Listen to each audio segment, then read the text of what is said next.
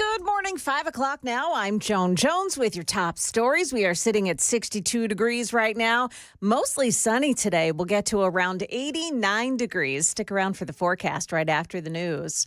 Los Angeles city leaders taking new steps to try to quell the violence in parts of the city where tensions over immigration enforcement flared for a sixth straight night. LA's mayor denying this is a citywide crisis, but imposing a curfew overnight for parts of downtown from 8 p.m. to 6 a.m. The curfew expected to last for several days. The mayor saying Monday night alone, 23 businesses were looted with damages in the millions. ABC's Lionel Moisey reporting CNN says police began mass arrests of protesters after the emergency curfew came into effect in parts of L.A. Senator Tom Cotton of Arkansas introducing two new bills to increase penalties on violent protesters who attack federal agents or for those in the country illegally. Are we simply supposed to overlook them because they're in a democratic city or a democratic state? You can sexually assault children as an illegal alien, but if you're standing outside a Home Depot as a day laborer, immigration authorities are not supposed to arrest you and remove you from the streets to protect innocent civilians. One of the two proposed bills would immediately revoke the visas and require deportation of any foreign national convicted of a crime tied to a protest. The other bill increases the maximum punishment for taking part in inappropriate riots from 5 to 10 years. All three people on board a small plane that crashed yesterday in Murfreesboro were taken to a hospital yesterday and reported to be in stable condition. The pilot was trying to land at the municipal airport when he realized he wasn't going to make it. So he tried to make it to an open field and ended up in some trees on Clark Boulevard. Some people working nearby didn't even realize what was happening. She didn't think it was supposed to storm today. And when she came out, we had said, "Did you hear what happened? You know, the plane crashed." And she was like, "Oh, the one in Tullahoma from a couple days ago." And we were like, "No, like behind us right now." Yeah, that plane likely took off from Douglas, Georgia. It's not clear what its intended destination was. Market numbers now brought to you by Beacon Capital Management, online at beaconcm.com. Renewed U.S.-China trade talks sent markets higher, with investors optimistic for some permanent tariff relief. The Dow added 105 points, the Nasdaq grew 123, and the S&P gained 33. Both the U.S. and China have put many of their tariffs on pause for the talks. DSW, the designer shoe store chain, is the latest company to pull its 2025 financial forecast because of tariff uncertainty. That after reporting a larger loss for the start of the year than what analysts were expecting. Dow futures right now are down 82 points. The Nasdaq futures minus 44. The S&P futures are minus 12. That's the latest news, traffic, and weather up next. I'm Joan Jones, WTN News.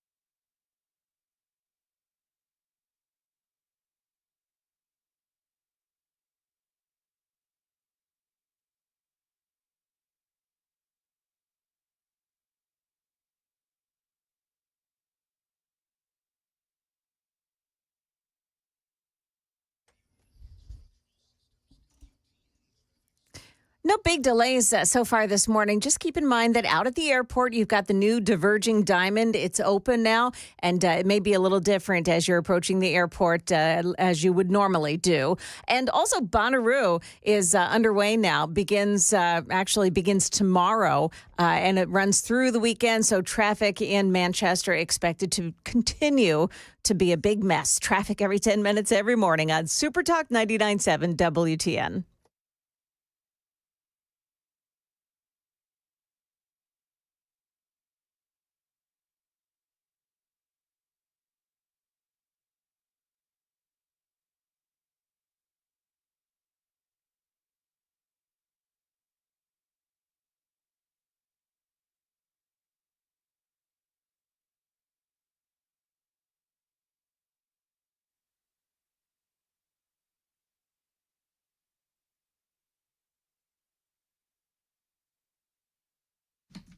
.506 on Nashville's Morning News on Super Talk 99.7 WTN. Hey, big news, Joan. What is it, Dan? Elon Musk is sensing a little bit of, portraying a little bit of regret for the things that he said. I don't know if this was in your newscast or not. It's actually coming up. So go ahead, ruin my newscast. Go for it. I will go ahead and do that. Elon Musk admits that he went too far. Posting on X this morning, he said, and this was early this morning. I don't know where he is, but I mean, it was at like 1 or 2 o'clock in the morning. But he posts all night long. So he's kind of like Trump. You know, they were up all night and they're just posting. Look how well that worked out for Terry Moran. So posting on X this morning, he says, I regret some of my posts about President Donald Trump last week. They went too far. Now, he didn't say which posts, but I think that we can all agree which posts went too far. Clearly, the one about the Epstein list went too far. Yeah. I believe that he is being authentic. I think that he is being genuine in that regret. He didn't apologize. And I've always been fascinated by the whole, I'm going to express regret, but I'm not going to apologize. Right. Yes. So I think this is as good as it gets. I think it is, too. By the way, as the Daily Mail points out, after the post, Tesla shares in Frankfurt, I guess, went up by 2.44%. Well, there you go. So Elon has lost a lot of money. I got to tell you, and I did go ahead and repost it, and I did thank Elon for his service to America, because I have regret that this whole thing happened, too. Oh, yeah. Because Elon, I mean, and I think that's why Trump has been sort of like, he has, and you and I spoke about this yesterday, as a matter of fact, Joan, where Trump, you know, the media has been trying to fan the flames of Elon versus Trump. Oh, yeah. And I think a couple of things are going on there. But I think that the media loves that these two titans of media, and the president, of course, and so forth, were going after each other because, you know, for them, it's almost like clickbait. But I think that that's part of the reason why President Trump has been so sort of gentle in the conversations about Elon Musk, where it's just like, I wish him well. And the whole New York Times discussion about Elon being on drugs and, you know, Donald Trump saying, I don't know about that. It looks like bad reporting, and I wish Elon well. And so I do like that Elon is now posting his regret about the tweets. Also, Elon's father, Errol, with whom he doesn't have a great relationship, said over the weekend, he was talking to a Russian newspaper. I don't know why, but he said that it was a mistake that Elon picked a fight with the president and that President Trump would prevail because he's the president. So he, wow, yeah. So gotta love it when your own dad throws you under the bus. Yeah. So, all right. Well, you know what? As I said, good for Elon. By the way, we got a lot going on today. So, number one, again, I cannot wait. So, Joan, hold your fire, keep your powder dry. Okay. But coming up at 5:35, I'm going to ask how you feel about Bonnaroo. Oh, I have thoughts. Because I want to know how people who live in Manchester feel about Bonnaroo. Oh, because there's like I have nothing. big thoughts. There's like nothing going on in Manchester except when Bonnaroo happens, and then the entire area is turned upside down. So we're gonna talk about that, and also I missed your newscast, Joan. In all fairness to me, I was editing some audio. Yeah. And it's a bunch of girls and women posting about and crap posting about Simone Biles. Oh, yeah. And so I spent a little bit of time on TikTok grabbing some of this audio, and I put together a nice little thing. Simone Biles, of course, apparently it is a morning of apologies because she has now come out and apologized to Riley Gaines. We'll talk about that as well at 5:35. Joan, wait till you hear this audio. Okay. I didn't even do anything wrong, and I felt like I should have apologized for something. I mean, they really, and here's the thing. The women or the girls, I don't know how old they are, whatever, but these ladies that were taking out Simone Biles, if I remember correctly, 3 out of the 4 were black. And they're going after Simone Biles, who, of course, is black. And so I think that Simone, just like many in the media and many Democrats, I think part of what happens is they're in their bubble, right? And so Simone Biles, I think that she was in her bubble.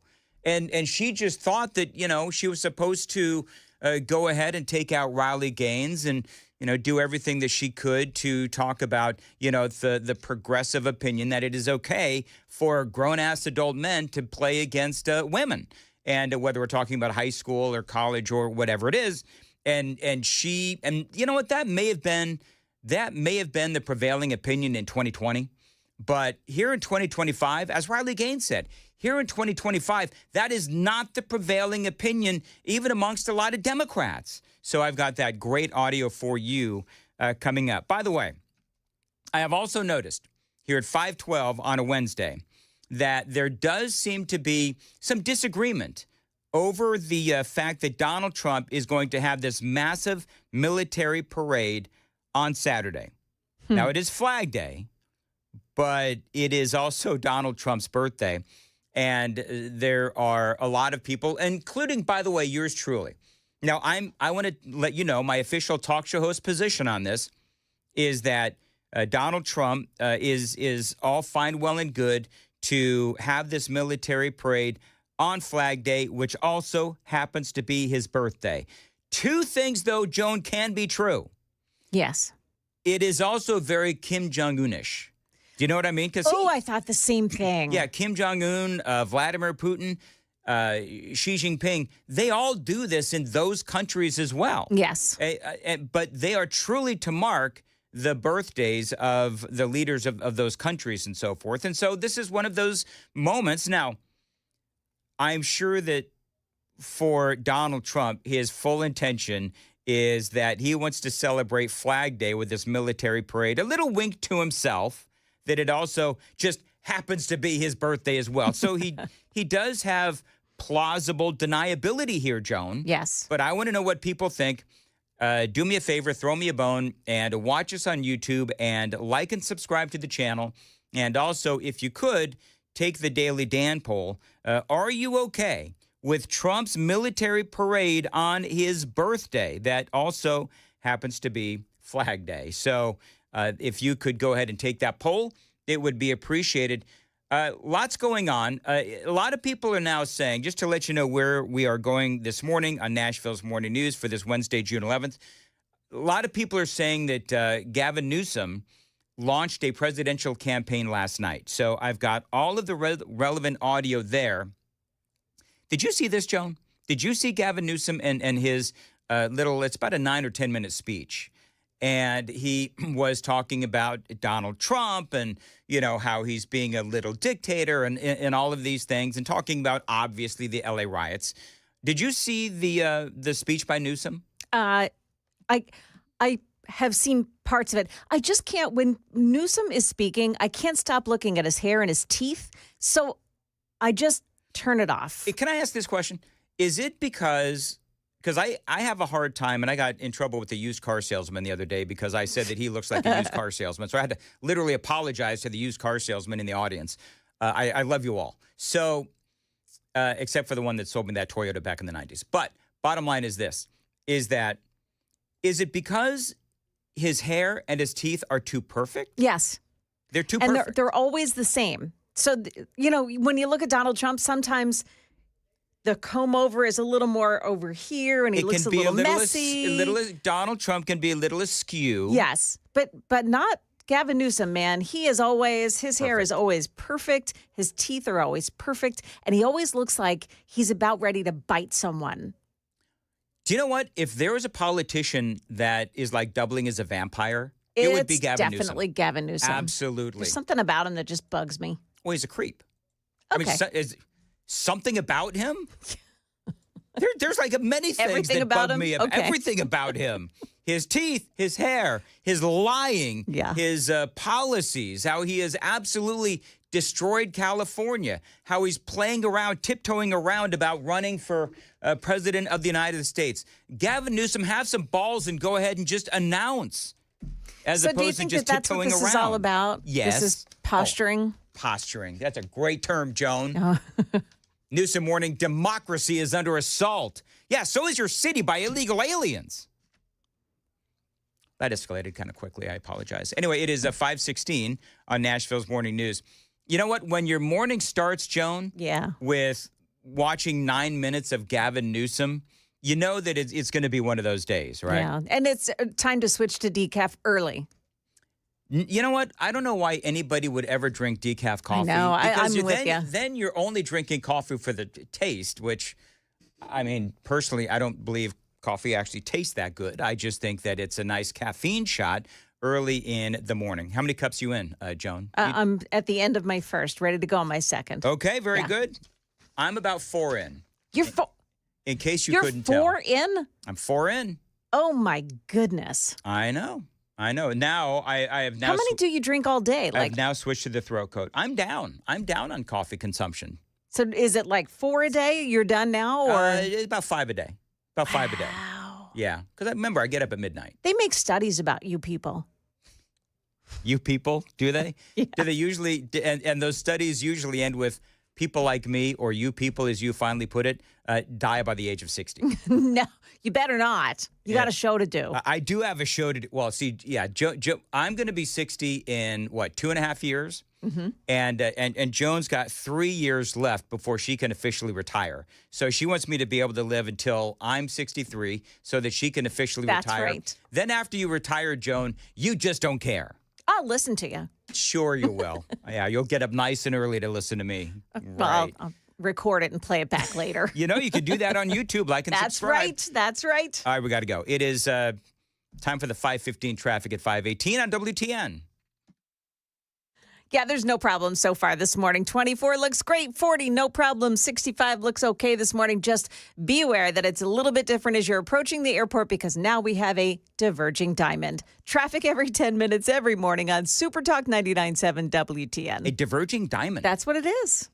So can we talk about what's happening at the airport? Like, I don't even know. I know that they were doing the construction. Right. And it completely screwed up traffic of people going in to, pick people up or whatever. Yes. So is that now over with?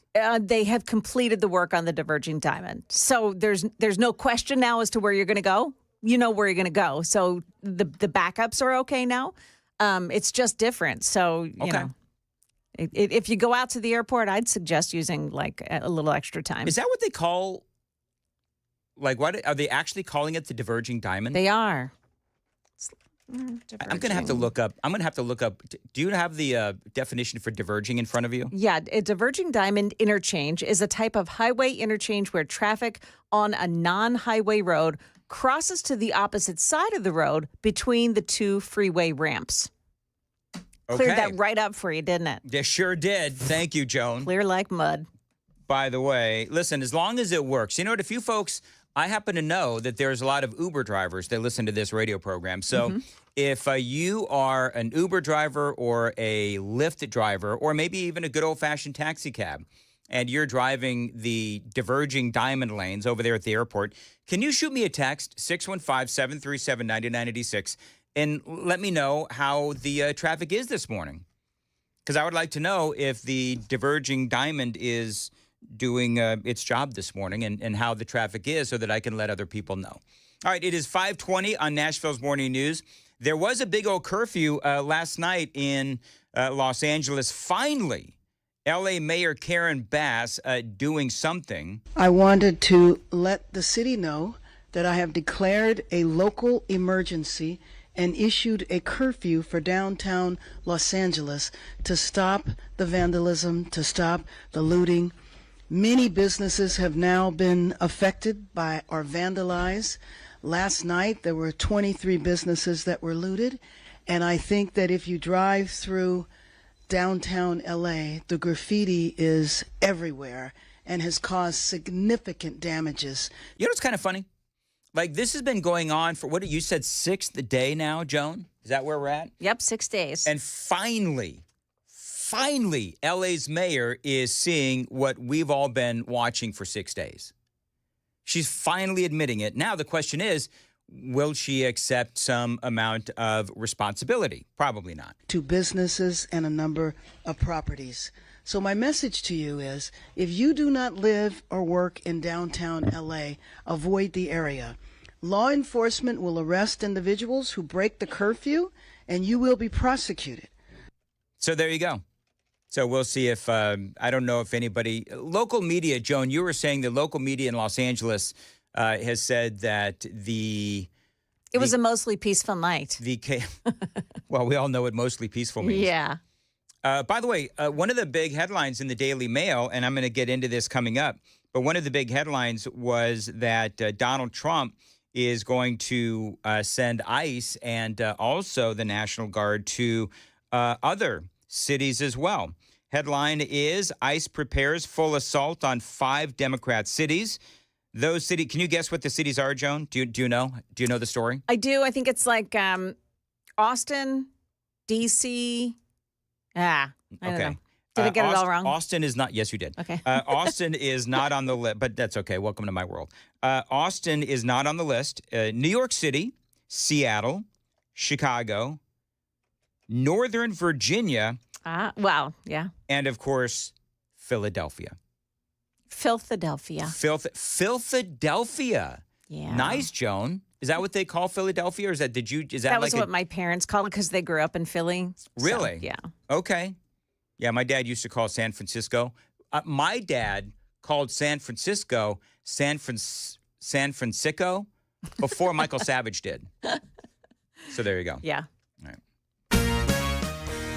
5:23 on Nashville's Morning News. So in other words, if you think this story is going away, it's not. It is only going to continue. And to quote Chris Hand, I'm here for it. As in, I got to be here every morning. All right. It is 5:23. Joan Jones, what's coming up? Yeah, we have an update on that fire that appears to have destroyed the downtown parking garage. That and more coming up here at 5:30 on Super Talk 99.7 WTN.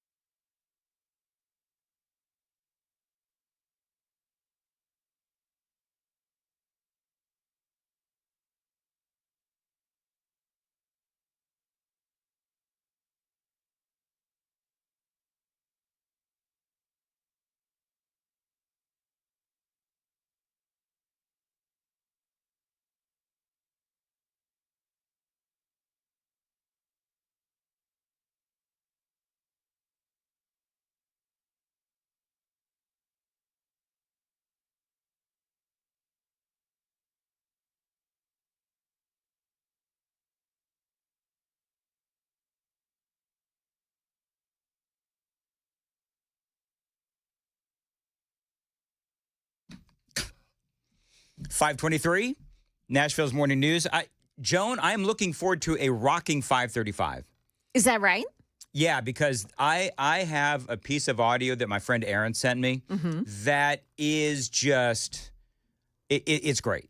I'm just going to tell you that if you miss the 535, you're going to miss a lot because there is probably the greatest piece of policing I've ever seen. Oh. And I've got audio to prove it. Love so it.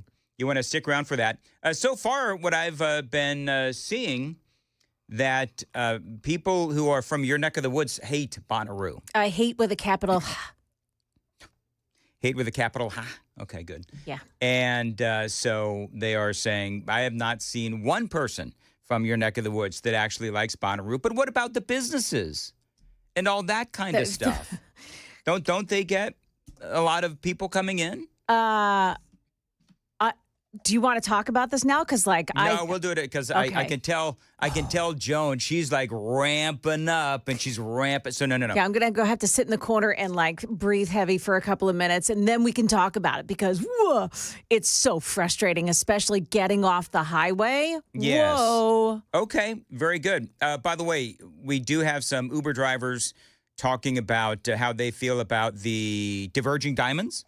Oh, yeah. And they say that they need more signature. They need more, I guess, signage for the diverging diamonds. Yes. But another one. And that was the big problem earlier with BNA is that they didn't do that. Yeah. And another one says all of this eventually completed road work will actually make the traffic flow a lot smoother. So good to hear. It is 5:30 News with Joan Jones now on WTN.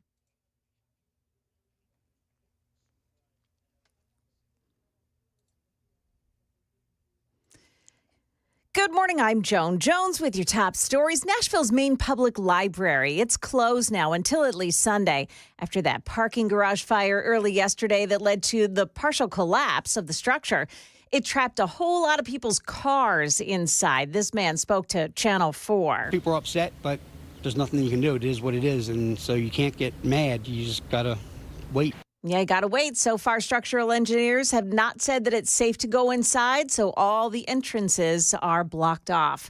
There's renewed attention to pedestrian safety in Germantown after an elderly woman was hit and killed while in a crosswalk over the weekend. Metro Council member Jacob Cupin spoke to WSMV4 about his plans to improve road crossings. We're looking at raised crosswalks. Raised crosswalks are great because they serve multiple purposes, right? They identify the crosswalk and they also act as traffic calming measures. Yeah, flashing signs are also being considered in that area. Preparations underway now for this weekend's military parade in Washington, D.C., where President Trump says he wants to celebrate an important military milestone. Sources say mounted rocket launchers will be on display, along with 6,000 soldiers and a 50-aircraft flyover.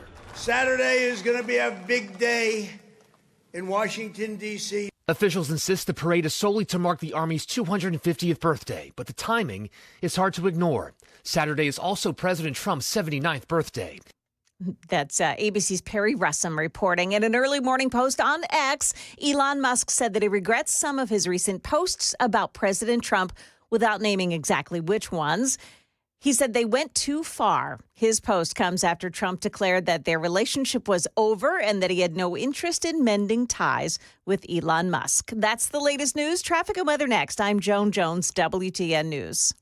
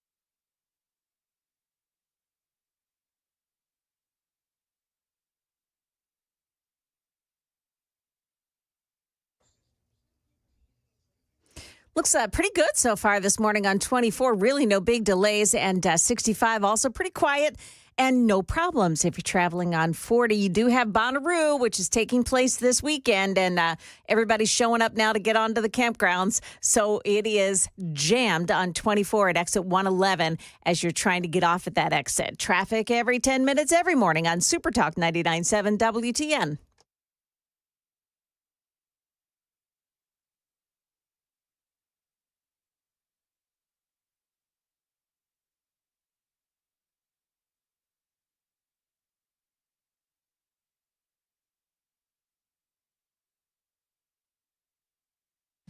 .536 Nashville's Morning News on Super Talk 99.7 WTN. All right, so got a lot to do in this segment.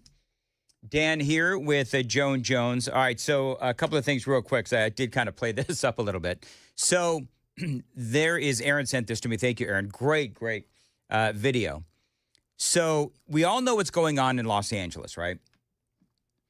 Well, there was a helicopter that had a spotlight on some evildoers down below. Now, Joan, do you know, and I'm sure you do, you know that with helicopters, they've also got loudspeakers, right? Oh, yeah. So the guys in the helicopter start directly talking to the evildoers down below. Listen to this. Listen carefully. What are you doing? What are you doing? Hide behind. Hey, that black SUV, I got the plate. I'm coming to your house at 5 in the morning. Hey, Jim, you. Throw something else, I dare you. Throw something else, I dare you. Do it again. Do it again. Let's go. You ain't getting away from me. So I don't know if you could understand what he's saying. Did he say, what are you doing? Yeah, what are you doing? I can see, basically what he says is, what are you doing? I can see you. I can still see you. I've got your license plate. I'm going to show up at your house at 5 o'clock in the morning. I mean, very, very funny. He says, don't do it. He's like, don't throw it again. And I love this because it is so funny. That's awesome. Listen again. I'm on fire. That's not it. Hold on. Listen again. Hold on. What are you doing? What are you doing? Hide behind. Hey, that black SUV, I got the plate. I'm coming to your house at 5 in the morning. Your black SUV, I've got your plate. I'm coming over to your house at 5 o'clock in the morning. I mean, that is so funny. That is the best. Jim, you. Throw something else, I dare you. Throw something else, I dare you. Throw something else, I dare you. Don't do it again. Throw something else, I dare you. Do it again. Do it again. Let's go. You ain't getting away from me. You ain't getting away from this. So I love it. And the video, I should probably. That's taunting. It's warning. Well, no, it's warning, Joe. Yes, okay. It's not taunting. Okay. It's warning. Or taunting, either one. I would just love to see the guy show up at 5 o'clock in the morning at the dude's house. I mean, with everything that they're doing. All right, real quick, Joan Jones, how do you feel about Bonnaroo in your neck of the woods? Because do you live in Manchester? Or do you live outside of? I live outside of Manchester, but I get off at the same exit. It's exit 111, where you get off for Manchester, and that's where everyone gets off to go to Bonnaroo. It's a 700-acre farm out there that this all happens on, and the traffic is so jammed. Now, police are doing their best to make sure that the locals can get around, and they put everybody in one lane so that they, going toward the campground. Or the farm, whatever they want to call it.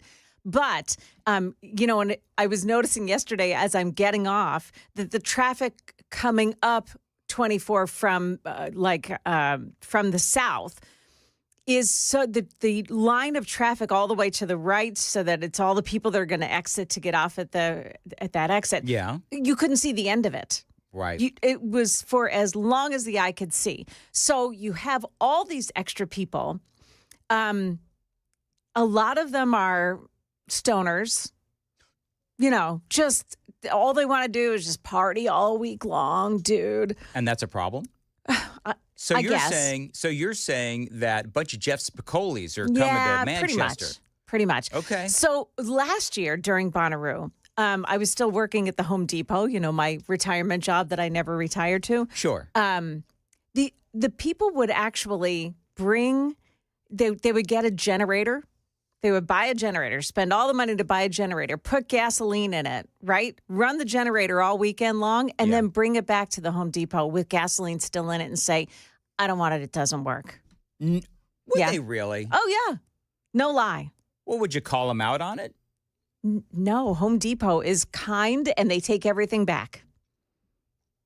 Okay, that's It's good crazy. to know. There's a Walmart in town. Yeah. And they camp at the Walmart. Like They camp at the Walmart. They You mean camp at like with campers? they pitch tents. No, people do bring their campers, but they literally pitch tents at the Walmart. Okay. And it just feels really creepy for a while. Phil says, I live in Manchester. I hate Bonnaroo. Let's see here. Other people say says no real blockage. No real blockage. Not now, but Just wait. Yeah, give it a couple of hours. Why don't you just take advantage of Bonnaroo being so close and go to Bonnaroo?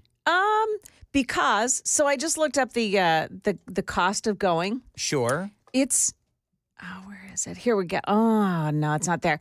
Like a 1-day ticket, or maybe it's not a 1-day ticket, but it costs so much to go to Bonnaroo. Here you go.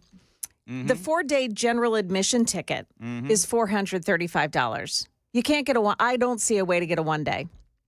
Oh, really? If you go to the 4-day Rue Insider, it's $26,000. Oh, that's a lot of money. It is a lot of money. So here's the people you can see. Luke Combs. Yeah. Olivia Rodrigo. Sure. Okay. Avril Lavigne is there. Glorilla. Listen, Glorilla is...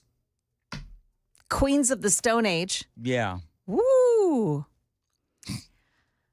So, I'm happy that it comes, and I'm happy that it goes. Well, it's just like it's just like CMA Fest. I mean, people love CMA Fest, but we want all y'all to go home. Is that over yet? CMA yes. Fest? It ended actually yesterday. Yeah. Okay, very good. So yeah, I'm with you on it. We like our cows and our pastures and the real quiet stuff out there. Yeah, no, I get it. Yeah, I'm not seeing one person that actually likes Bonnaroo. Not one. Somebody said, just, chill out. It's only a couple of days. Okay. Tyler, the creator, Olivia Rodrigo, who is it Hozier? Hosier? Whatever. God, we're so Perhaps. old. Yeah, we sound old, don't we? You know what? Who cares? There was a time when I would embrace. Oh, here we go. The peanut gallery is going to tell us that we're wrong on something. No. I'm just saying off the air, like as I'm setting up the show, Joan tells me, I hate this so much. She was like, I'm gonna kill someone. She was, and I was like, oh God, Joan's gonna be on our newscast tomorrow. So, a WTN employee murders 5. Listen, she's trying to get home. It's not funny. People die at Bonnaroo. They do. People have died at Bonnaroo. Yeah. Right? Well, honestly, people die at all these festivals and stuff. That's not unfortunately, that's not an uncommon thing. No. Listen, alcohol and hot weather and that rock and roll music. Yes, that rock and roll. It's the way they gyrate. Music. Oh, yeah. The music is the one that's causing the Joan. killing. That's what it is. They gyrate Megadeth themselves. is also going to be there. All right, now that I could get in touch with. Like I like Megadeth. So you're saying it's not actually so the music is causing the killing, is what you just said. Sure, that's what it is. Yeah, it's the rock and roll music. That Can you gyrate to Megadeth? You can I'm gyrate going to be to honest with you. I don't Depends know. on how much alcohol you have. You know what? I'd throw out a hip gyrating to Megadeth. Should I clip that? Should we make that a hotkey? No, probably not. All right, moving right along. So Joan hates Bonnaroo. Yeah, Did you not know, by the way, Joan, when you purchased the Joan Jones estate out there, did you not know that they did Bonnaroo? No, I had no idea. Well, there's something to be said about doing your research. This is on you. Yes, clearly. But no, I live, I think, 6 or 7 miles from Bonnaroo, where the Bonnaroo Festival happens, and I can still hear it. So it's crazy loud, too. Listen, Joan, just don't take the brown acid. Okay. That is words of advice from 4702. They're so helpful, these people. You know what? Here's the deal. Oh, Keith says when you get alcohol and drugs in you, you could gyrate to Lawrence Welk. True. Get some bubbles going. 3287. You two are showing your age. Yeah, we are. I know. On. Okay. Hey, speaking of that, Lawrence Welk. That's all I got on that. All right. Seriously, moving on. I got nothing. Well, done, Dan. Do you know what I actually did, Joan? It's funny Lawrence Welk comes up. Actually do. At one point, I think it was in the last couple of weekends, I don't know how this happened. I don't know what the heck I'm watching on YouTube, but Lawrence Welk, an old Lawrence Welk show, came upon my feed on YouTube. Clearly, I'm not watching the right things on YouTube. Did you watch it? I mean, I think it's fun to watch that stuff. Okay, Joan, you are now truly showing even Louis is laughing at you right now. Come on, Louis. I know that because I can see the diamonds in his teeth flashing back at me. Right. It's blinding him. So, yeah, no, I don't watch.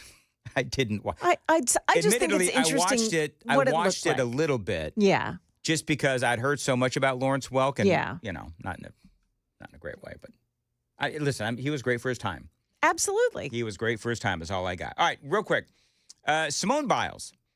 So apparently now she has decided to apologize to Riley Gaines. Now, do we need to reset the whole entire thing? I think everybody knows. She said stupid stuff. Simone Biles did. Yeah. So Riley Gaines came out against this Minnesota high school team. They have a dude that plays on the girls' team. Same old story, different day. And Riley Gaines came out and said, "Yeah, of course you won. You've got a male playing on your team." And so then you had you had Simone Biles come out and basically she did a number of things. Simone Biles told Riley Gaines that she was vile. Simone Biles' body. Did you know this? I missed this part of the story, Joan. The body shaming part? The body shaming. Yeah. Now, I don't know. Why don't you pick on somebody your own size, which ironically would be a male? Yes, that's what she said to Riley Gaines. Which is funny because Riley Gaines is like tiny. She is, but she's a swimmer, so she's got a swimmer body. Well, here's what I would say to Simone Biles. I don't know what the heck you're looking at, but when I look at Riley Gaines, I'm trying to say this in a not creepy way. When I look at Riley Gaines, the last thing I'm thinking about is a dude. Right. Was that creepy or not creepy? No, that was not creepy. Okay, good. Yeah. So anyway, TikTok is absolutely blasting Simone Biles for this whole thing. This is what's going on TikTok. Simone Biles is an embarrassment not only to women, but also to womanhood. Because how are you attacking a woman, Riley Gaines, who has been an advocate, who has been standing up for women and girls, not only from harm, but also women who have worked hard to get their deserved trophy and award, only for that to be ripped from them and given to biological men.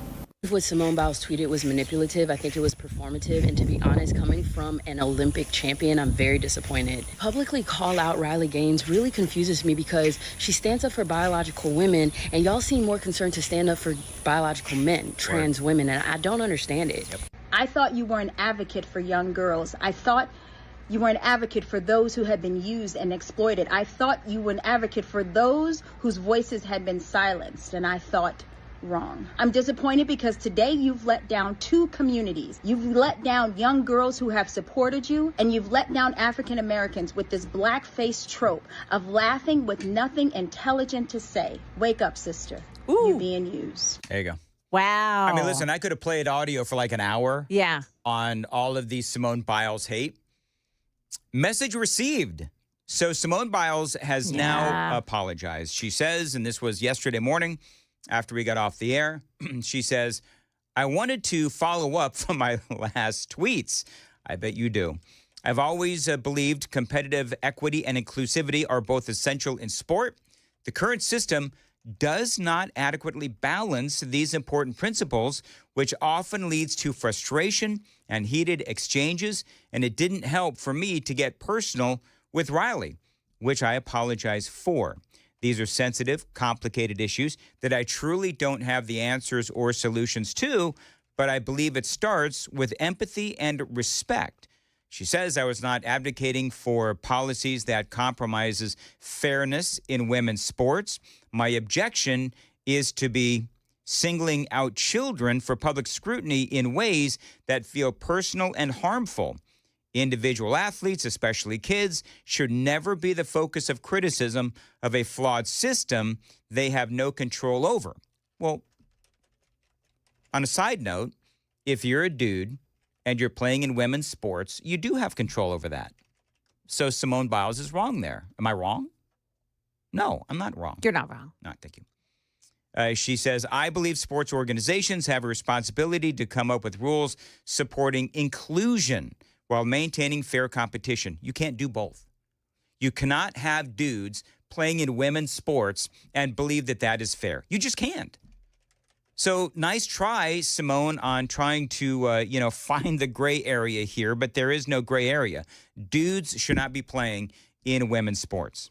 She ends it with, we all want a future for sports that is fair, inclusive, and respectful. XOXO, Simone. So there you go. So I appreciate her apology more than I appreciate Elon's. Because it was to the point. Specific. It was very specific. Mm-hmm. It said, I'm sorry, I did wrong. Yes. She admitted. Yeah. She admitted that she was wrong. And that's good. I think she is trying to. I think what happened is she got red-pilled. Yeah. I think that I don't know if she did, but. No, I believe that she did. Yeah. I think that she truly, because she was in her blue bubble, right? So that progressive, now Marxist bubble, I think that she had no idea there was another side. Yeah. And so you and I, Joan, we both know that there's clearly another side. And so I think that she got red-pilled, and I think that she unfortunately then realized that, oh, you know what? I'm actually wrong in all of this. And by the way, Riley Gaines accepted the apology. Yes. And it's also very gracious. Very gracious apology. I accept Simone's apology for the personal attacks, including the ones where she body shamed me. I know she knows what this feels like. Simone Biles was body shamed as a kid for the muscles. She is still the greatest female gymnast of all time. Is she greater than Mary Lou Retton? Simone Biles? I don't think so. I think Mary Lou Retton earned more medals. Yeah. I could be wrong about that. Yeah. But I do. I mean, Simone Biles was terrific in her time. I still can't get over that during the Olympics, the last Olympics, she took a seat. Yeah, she took a seat, and all those girls that could have taken her place. Yep. They stepped aside so that she could take the stage, and she gave up her seat. And I would agree with you that I do accept what Simone Biles says as a truer apology, a more specific apology, and one where she is clearly trying to reflect on what she did, as opposed to Elon Musk, where he said, and we did cover this earlier, it's big news this morning, where Elon, let me see if I can find it. I don't know. Do you have it in front of you? I have so much stuff this morning, where Elon basically said that he regrets what he said about here we go. He regretted some of the posts that he made about Donald Trump. Yeah, he wasn't really specific. So, he said, and he did say some. I regret some of my posts about real Donald Trump last week. They went too far. And that's all he said. He didn't say, hey, I regret saying that he, was in the Epstein files. Right. And all the, he was very pointed. Yeah. Very. All right, very good. But Tesla shares have gone up. We'll watch Tesla shares today. Yeah. So did he do it because he's really sorry, or did he do it because his Tesla shares were dropping? Don't know. We'll have to wait and see what happens. Yeah. All right. Well, with that, we didn't even get to Terry Moran being fired. Oh. We'll talk about that too. Yeah. Got a lot going on this Wednesday morning, June 11th, and Joan has the news coming up soon. Joan. Yeah, Bonnaroo hasn't even taken place, but there is a sad story to tell you about it. That's coming up here at 6 o'clock on Super Talk 99.7 WTN.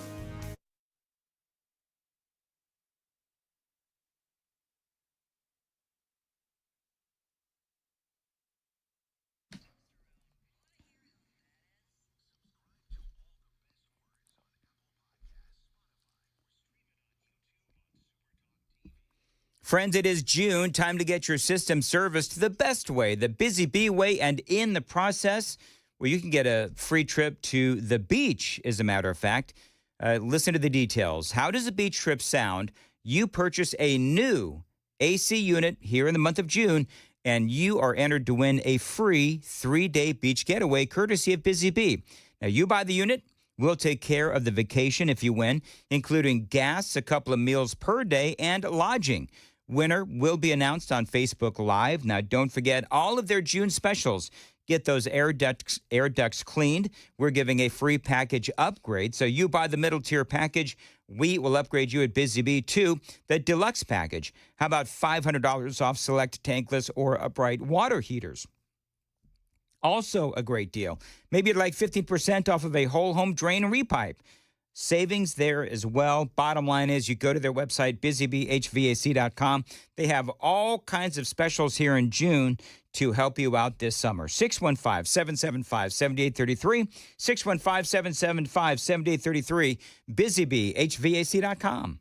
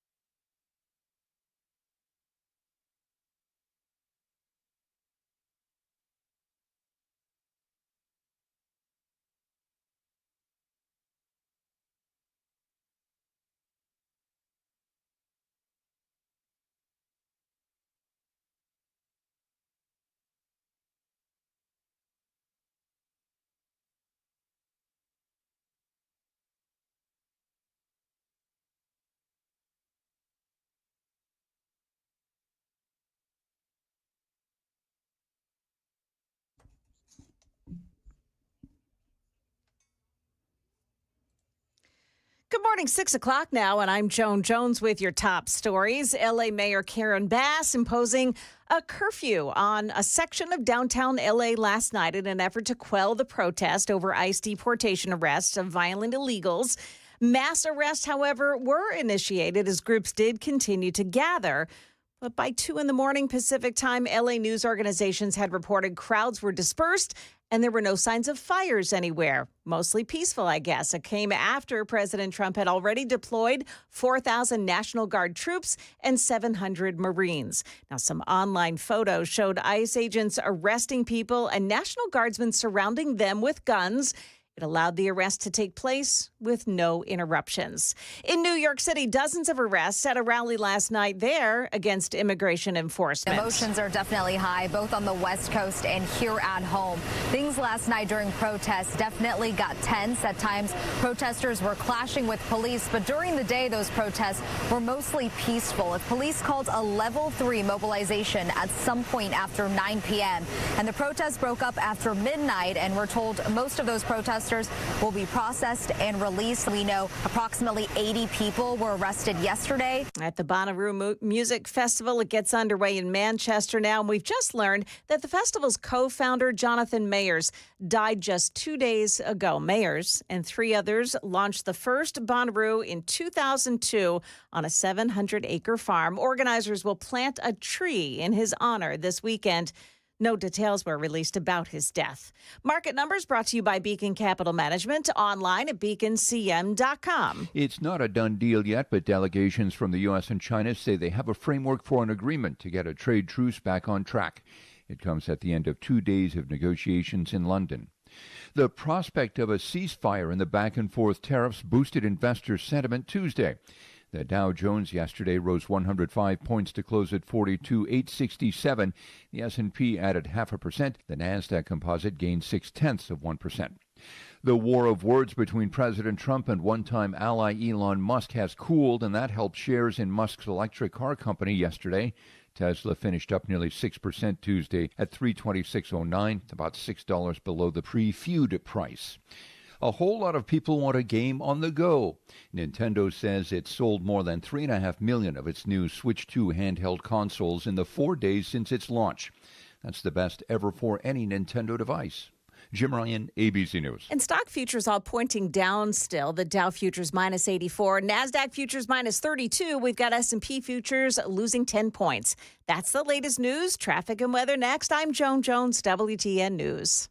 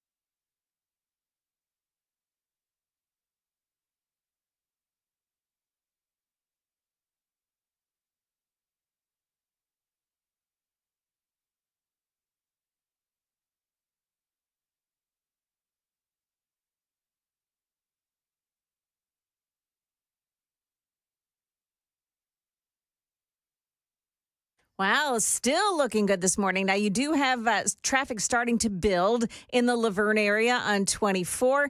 Just a touch of the brakes, though. It's really not a bad delay. Things look great on 40 and no problems coming in so far on 65. Traffic every 10 minutes every morning on Super Talk 99.7 WTN.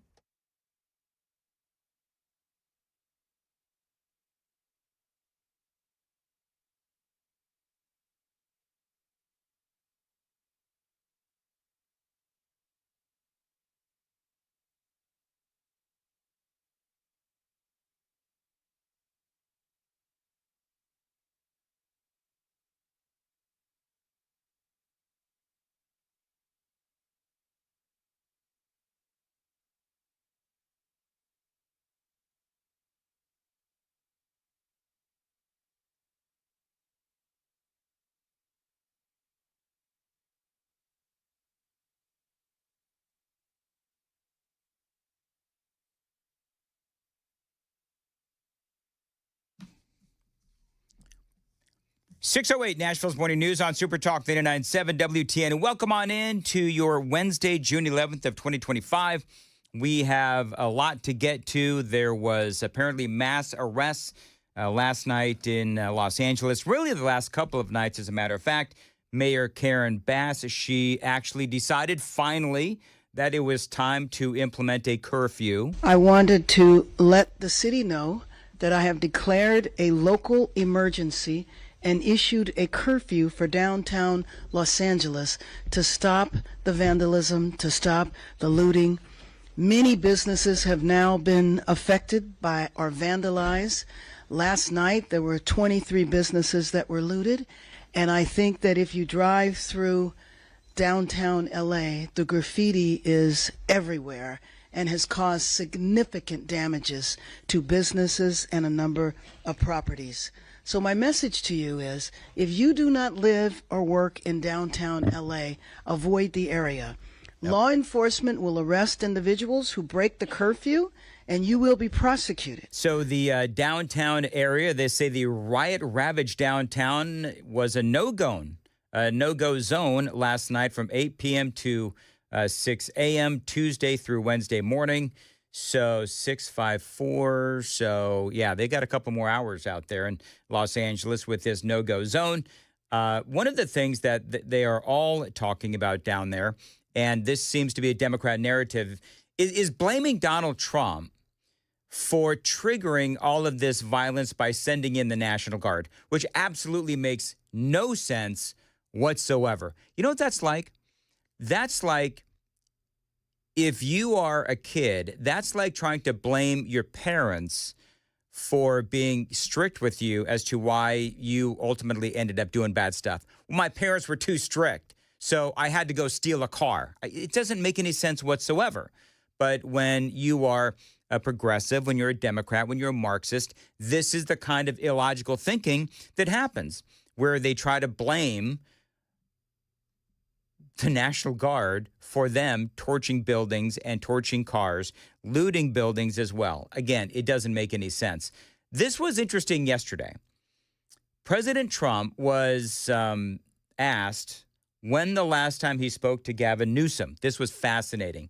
And playing it out in real time, watching it in real time was kind of fun, actually. So this was the moment that sparked a lot of controversy, where Donald Trump was asked, when was the last time you spoke to Gavin Newsom? Hey, Mr. President, when is the last time you spoke with Governor Newsom? A day ago. Called him up to tell him, got to do a better job. He's doing a bad job. All right, so Newsom then tweeted this out. Now, remember, Trump said, I spoke with Gavin Newsom a day ago. He sounded a little fuzzy. So Gavin Newsom tweets out, there was no call, not even a voicemail. Americans should be alarmed that a president deploying Marines into our streets doesn't even know who he's talking to. Then Newsom spokesperson Izzy Gordon said, I just personally looked through the governor's phone. No missed call, no voicemail, nothing. The last time they spoke was Friday when the governor called him. Trump said he called him up and defended his decision to send National Guard troops and Marines to the Los Angeles area, according to the Sacramento Bee, after protests over his immigration policies erupted, so on and so forth. So you've got the president saying, yeah, I talked to him a day or so ago.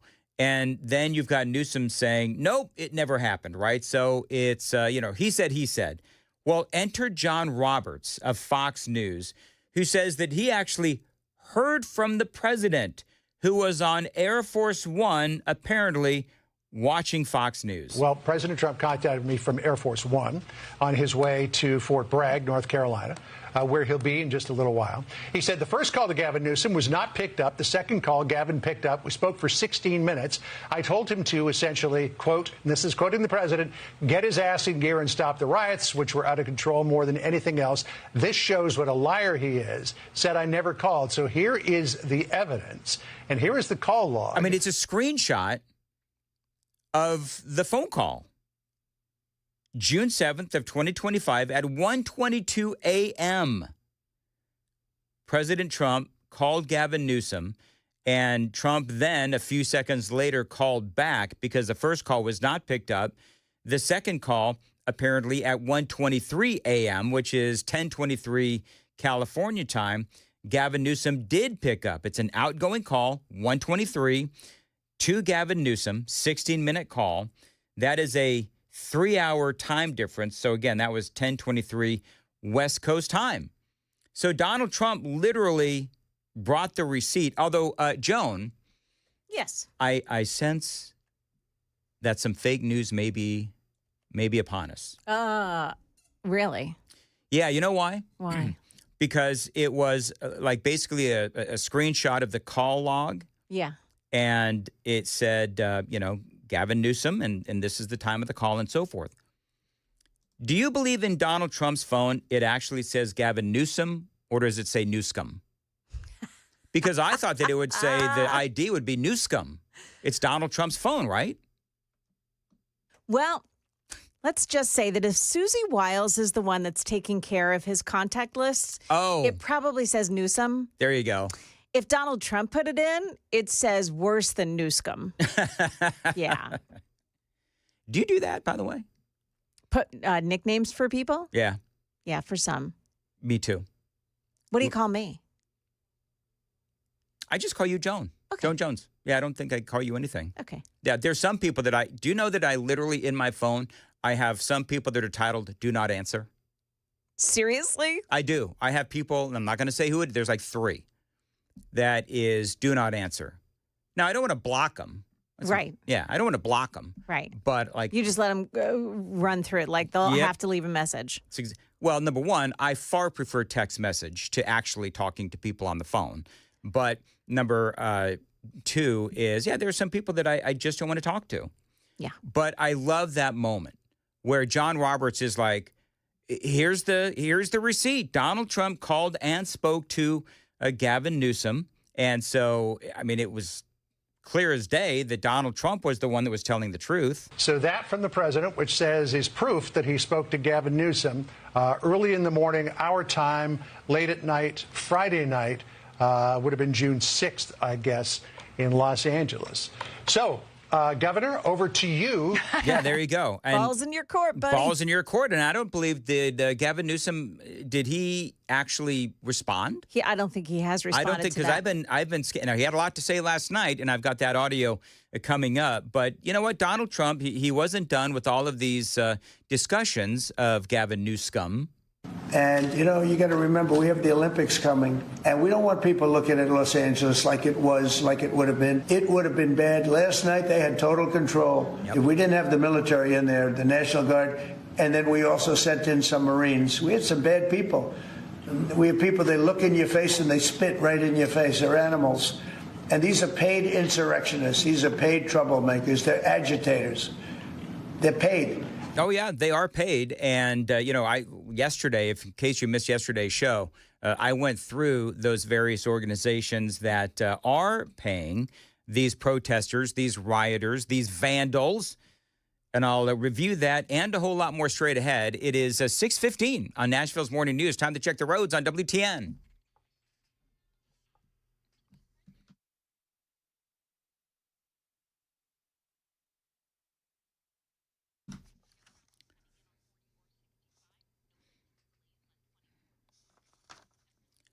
far as your weather for today, 89 and sunny. Right now, 69 degrees. By the way, watch us on YouTube if you would. You can listen to us basically anywhere with any app that streams radio and podcasts. You can find us at 997WTN.com. Of course, you can find us on the WTN app, the iHeartRadio app as well, the TuneIn app.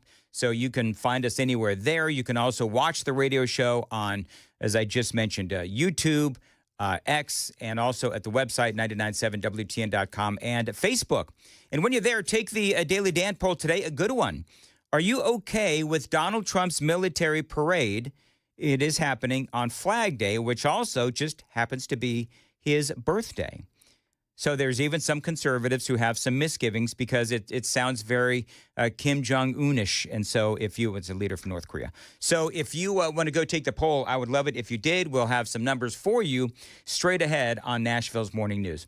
So the audio bite that I just played you, Donald Trump talking about how these are paid agitators in places like Los Angeles. And by the way, the protests have continued now in places like there's a big standoff in New York last night, as a matter of fact.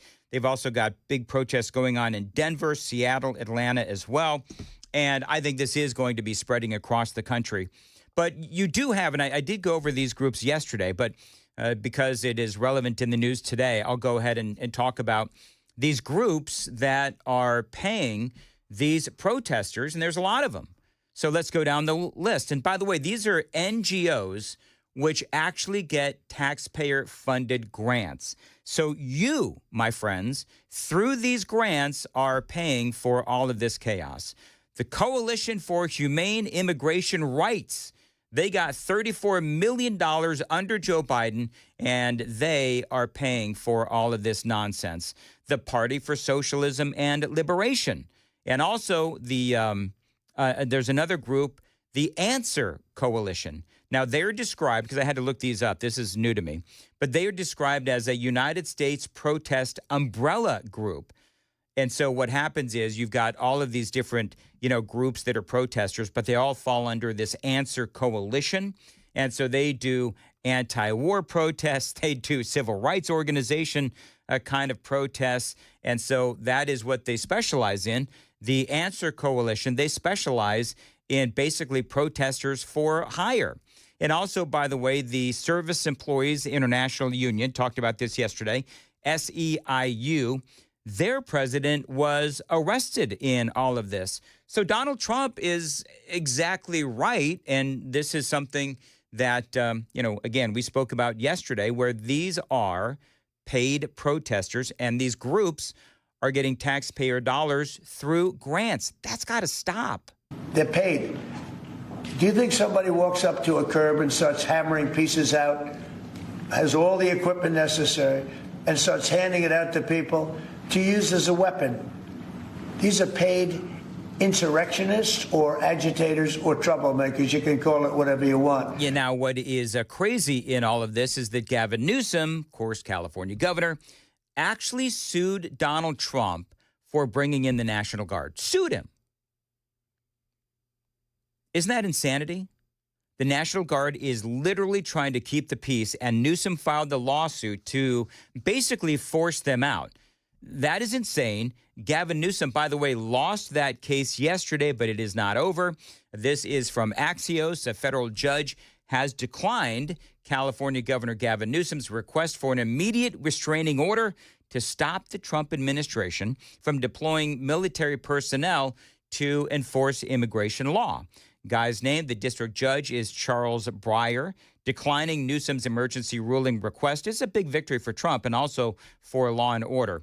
The judge also granted the Trump administration's request for more time to respond to the governor's filing. So this is basically like a temporary victory for Donald Trump while everybody gets their ducks in order. The federal government has until 2 p.m.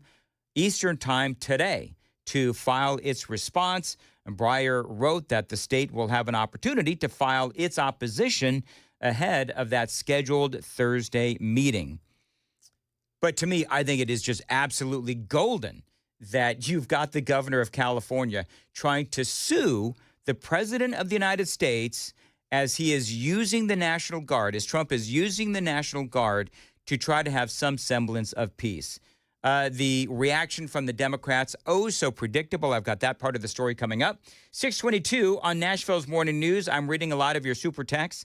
Thank you very much. 615-737-9986. 615-737-WWTN. Joan Jones has the news at 6:30. Joan.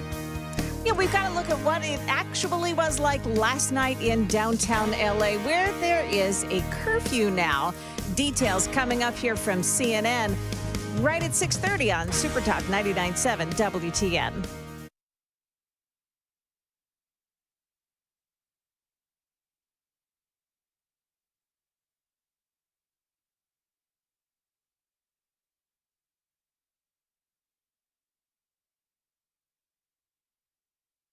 Dan Mandis here, 623. You know, change is always happening. It is part of life. And when it comes to music, change is all around us. Songs are rewritten, classics are remixed, and bands and artists, you know, they do come and go. Even our taste in music changes.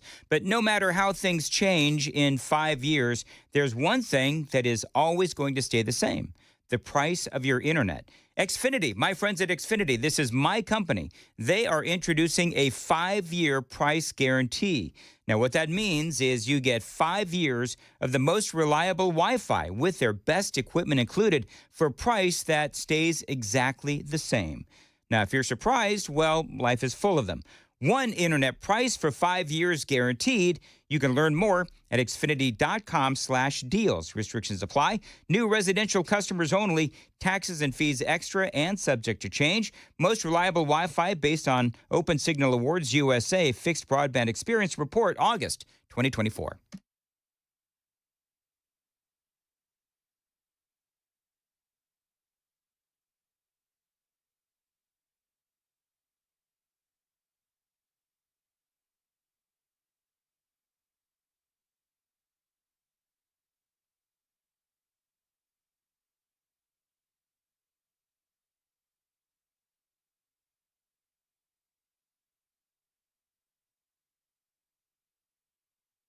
Dan Mandis here at 624. Listen, if your roof was destroyed in a storm, how much of that replacement cost would your insurance company cover? If you don't know, you really do need to ask. I've been telling you this for a long time. Still, whenever we have an event, and we have one coming up on the 17th, people come up and ask me about my friends at King and Associates Insurance. Now, some insurance companies refuse to pay full replacement cost. They're going to deduct money for an older roof. And this does mean that the insurance company is depreciating how much they pay for your roof claim. If you've got an older roof, they're going to pay you less.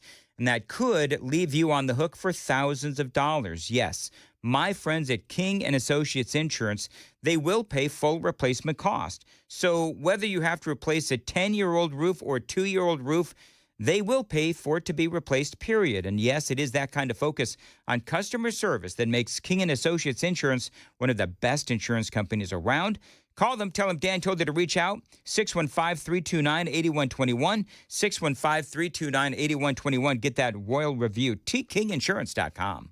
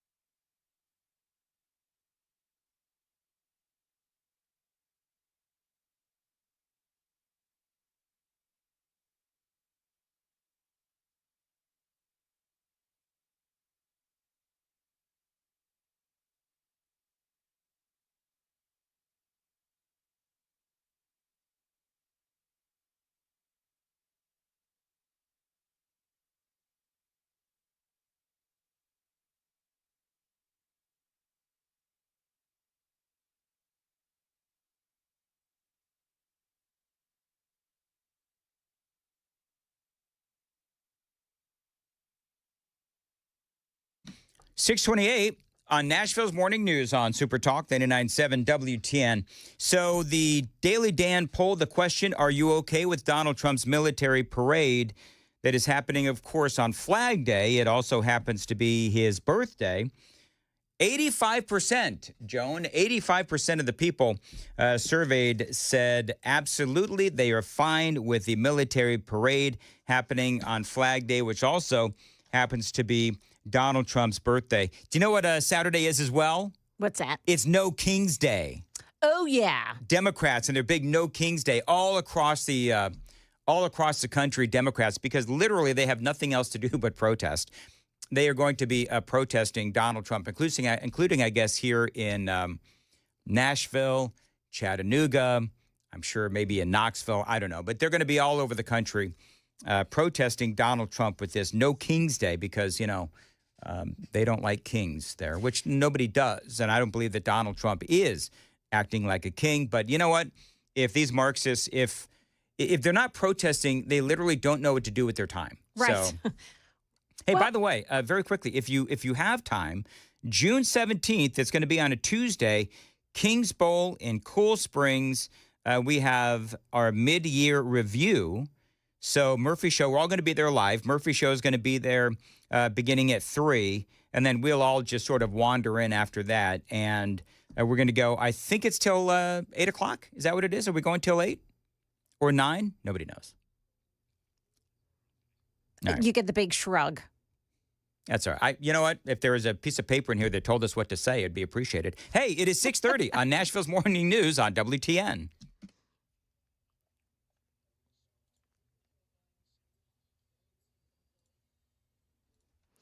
Good morning, 6:30. I'm Joan Jones with your top stories. We're at 62 now and going up to a sunny 89. Stick around for Stefano's forecast in just a moment.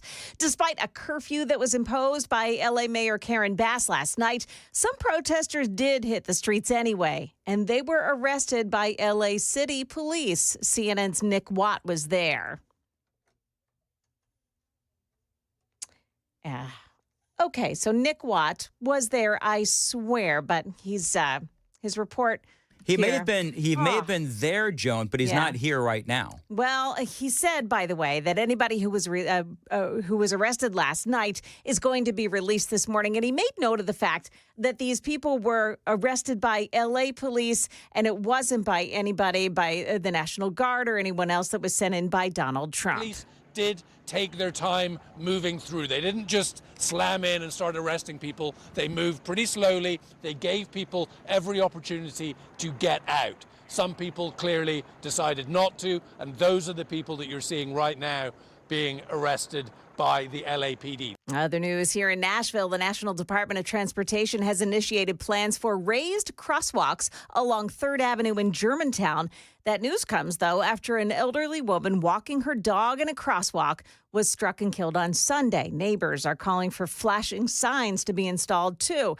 Country singer Connor Smith was involved in that deadly crash. His lawyer says he is cooperating with police. Got to watch your speed on Lebanon Pike. That speed limit there is going from 45 to 40 miles per hour now, and electronic signs have been posted along a stretch of Lebanon Pike from Donaldson Pike to Wilson County line. Police say there have been 10 fatal crashes along that stretch over the past 3 years. The new speed limit goes into effect on June 23rd. That's the latest news. Traffic and weather just ahead. I'm Joan Jones, WTN News. Thank you, Joan. At 6:33 on Nashville's Morning News on WTN. Dan Maddis here for Mark Spain Real Estate. You know, the guaranteed offer for Mark Spain Real Estate, it is the easiest way to sell your home. You can save time, make the most money, and eliminate all the hassle when selling your home this summer. Now, I got to tell you, this is a great company. I always recommend Mark Spain Real Estate for my Nashville friends and family because I can trust they are going to sell your home hassle-free with a strong cash offer. As a matter of fact, you know, Mark Spain Real Estate, they were ranked on the Inc. 5000 list of the fastest growing companies in America for now the 8th year in a row. They respond fast, and yes, they are one of the most experienced real estate teams in Nashville. They are the #1 most reviewed real estate company in America with over 13,000 five-star reviews. You can trust my friends to sell your home fast and for maximum profit. It's all part of the guaranteed offer. They've been helping homeowners sell their homes for nearly 30 years. 67,000 satisfied clients. 855-299-SOLD is the phone number. 855-299-SOLD. Get your guaranteed offer. There's no obligation. MarkSpain.com and start packing.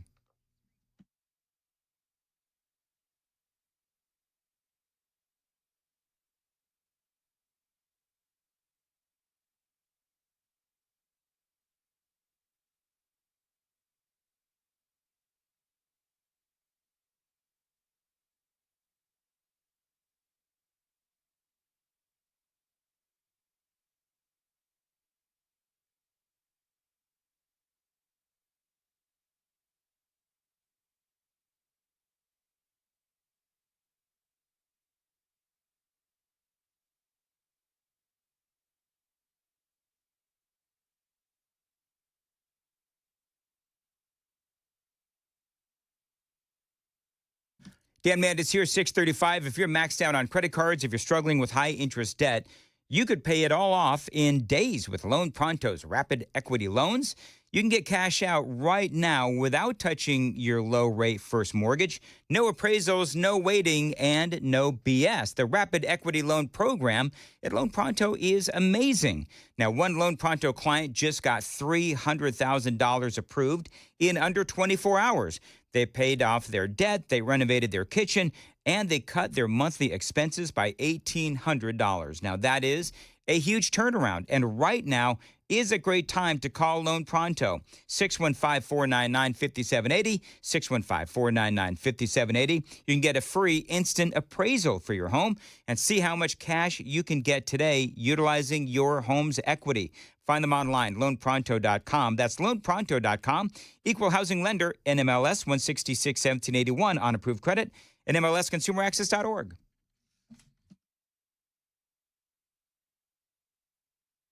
Just one big problem this morning. It's in Talbot's Corner on 65 in the southbound lanes, right around the I-24 merge this morning.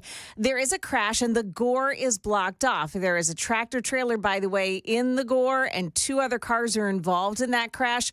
That could make quite a mess this morning. And the normal delays on 24, the westbound side, as you're making your way up to Nashville. Traffic every 10 minutes every morning on Super Talk 99.7 WTN.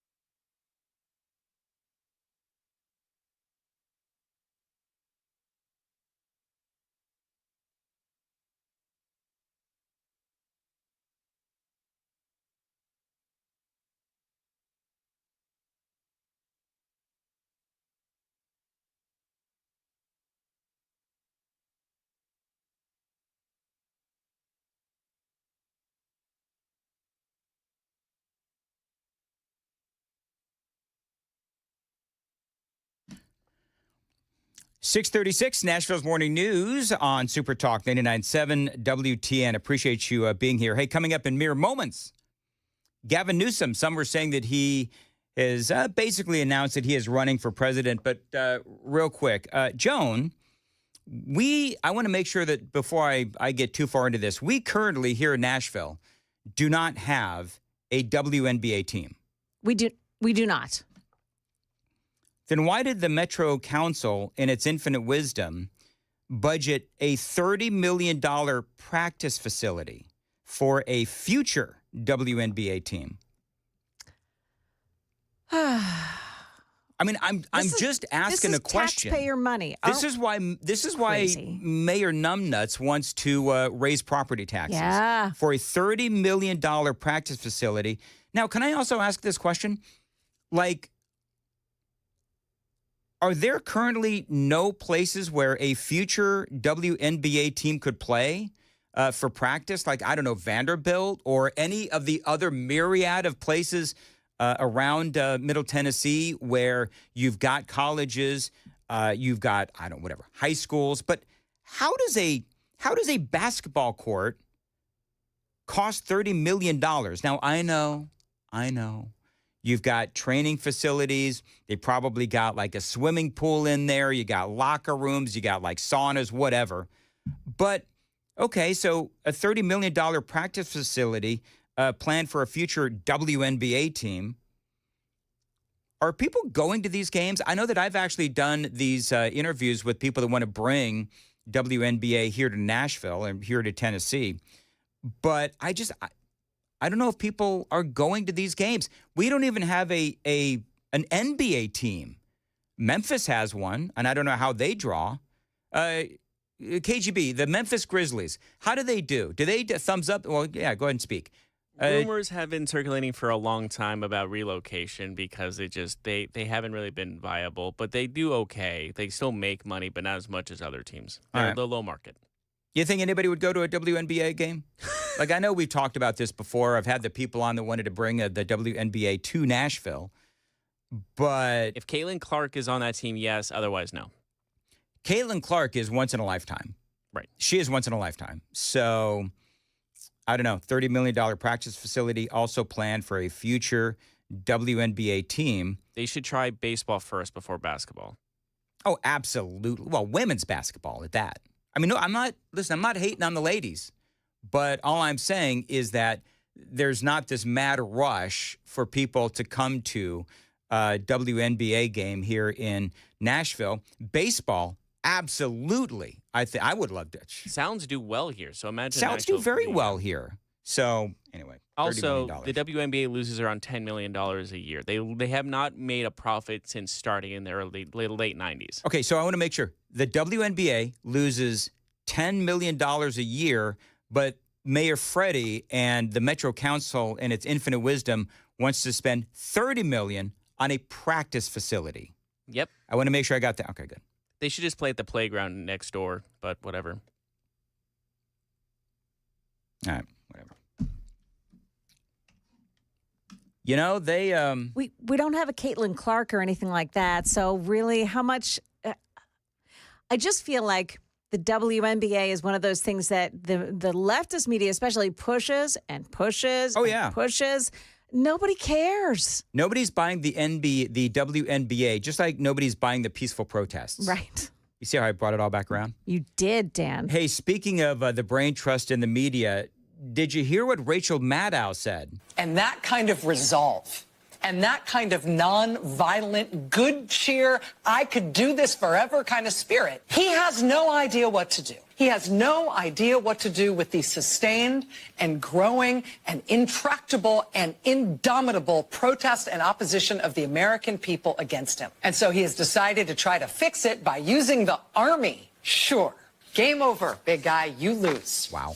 The movement against Trump is unstoppable, now more than ever. So did you hear she's just a nut job. So Rachel Maddow. She lives in an alternate universe. Yes, she does. A universe where Joe Biden was fit for president. So she called what is going on as nonviolent, good cheer kind of spirit. Really? And you know what the great thing is, though, these days? Is that when you have somebody like a Rachel Maddow, and she's calling these riots nonviolent, good cheer kind of spirit, you can do a split screen. You can show all the cars burning. You can show all of the rocks being hurled at the cops. You can show all of that. You can show the stores being, looted and broken into. Is that what they call nonviolent, good cheer kind of spirit? Is that what the leftists are calling this now? Okay. Well, the movement she's talking about is actually the opposite, clearly, of what she says. Now, we've seen polling that sides with Donald Trump on illegal immigration.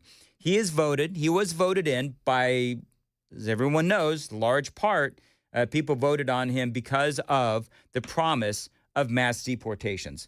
Now, Harry Enton, with all of his enthusiasm, yesterday was on CNN. Immigrant citizens, immigrant voters, foreign-born voters have gone tremendously to the right on this issue in 2024 and 2025 versus where they were in 2020. Yep. So they polled folks that are here legally and they're citizens, and they asked them how they felt about illegal aliens.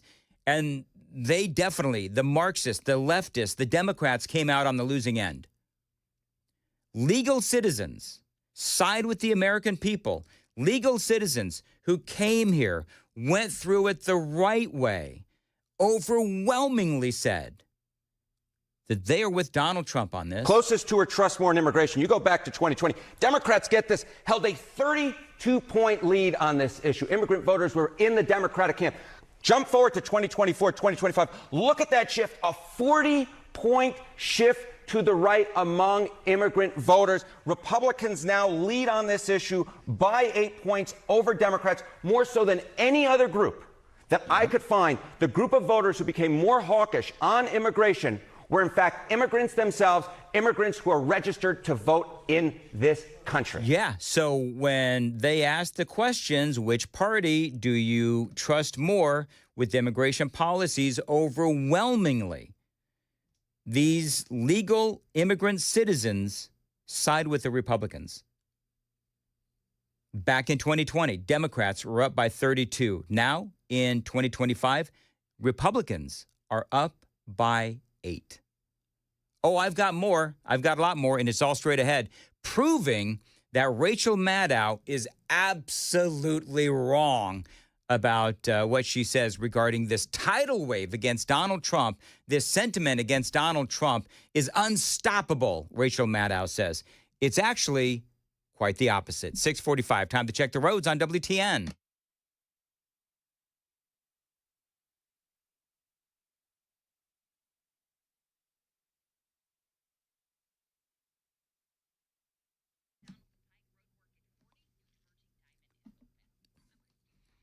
At 6:46, as far as your weather goes today, it's going to be 89 high and sunny. Super Talk 99.7 WTN. So here's the broad brush picture on this whole thing with Harry Enton and the polling that does show that legal American citizens trust Donald Trump and side with Donald Trump far more than they side with Rachel Maddow and all of these people on the left. I think part of what happened, obviously, is that Joe Biden's open borders destroyed the Democrat Party among legal immigrants, legal citizens. They don't like what's going on. They don't like to see. I've known several people who are here legally who are Hispanic, and they have all said the same thing. Oh, that's just your conservative bubble, Mandis. Actually, no, it's not. Another question they asked, Harry Enton, how do immigrant citizens feel about Donald Trump? How about how they feel about kind of traditionally, historically about Donald Trump? Yeah, so, you see this shift and you go, what is going on underneath the hood? Well, take a look, Donald Trump. You remember when he first ran back in 2016, immigrant voters were one of his weakest spots. But look at this, Trump's vote share in presidential elections among, again, immigrant citizens, those who are registered to vote. Look at this. In 2016, he got 36% of the vote. You go to 2020, 39% of the vote. Look at this. In 2024, all the way up to 47% of the vote. Some polls I looked at had him barely losing that vote. Some polls I looked at had him barely winning that vote. Again, there is no block of voters that shifted more to the right from 2020 to 2024 than immigrant voters, and Donald Trump, at least in some surveys, actually won that vote. Yep. On average, it's about equal. So in 2016, just to go over the numbers again, because he gets very excited and he's got graphics to help. In 2016, legal immigrant citizens were not fans of Donald Trump. 36% was his vote share in the election in 2016. 2020, 39%. 2024, 47% of legal American citizens, according to Harry Enton, supported Donald Trump. So a couple of things happened. Number one, as I just mentioned, Biden's open border and the fact that it turned out that Donald Trump was right about all this stuff regarding illegal immigration.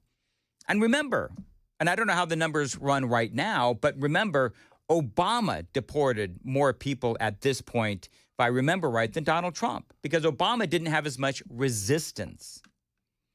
And so I think that the legal immigrant citizens, they are seeing the resistance of the Democrat Party. They are seeing the resistance of Gavin Newsom, of Karen Bass, of the entire Democrat Party, and a bunch of socialists and Marxists that they seem to be, they've clearly morphed into at this point. I don't know how you could say it any other way.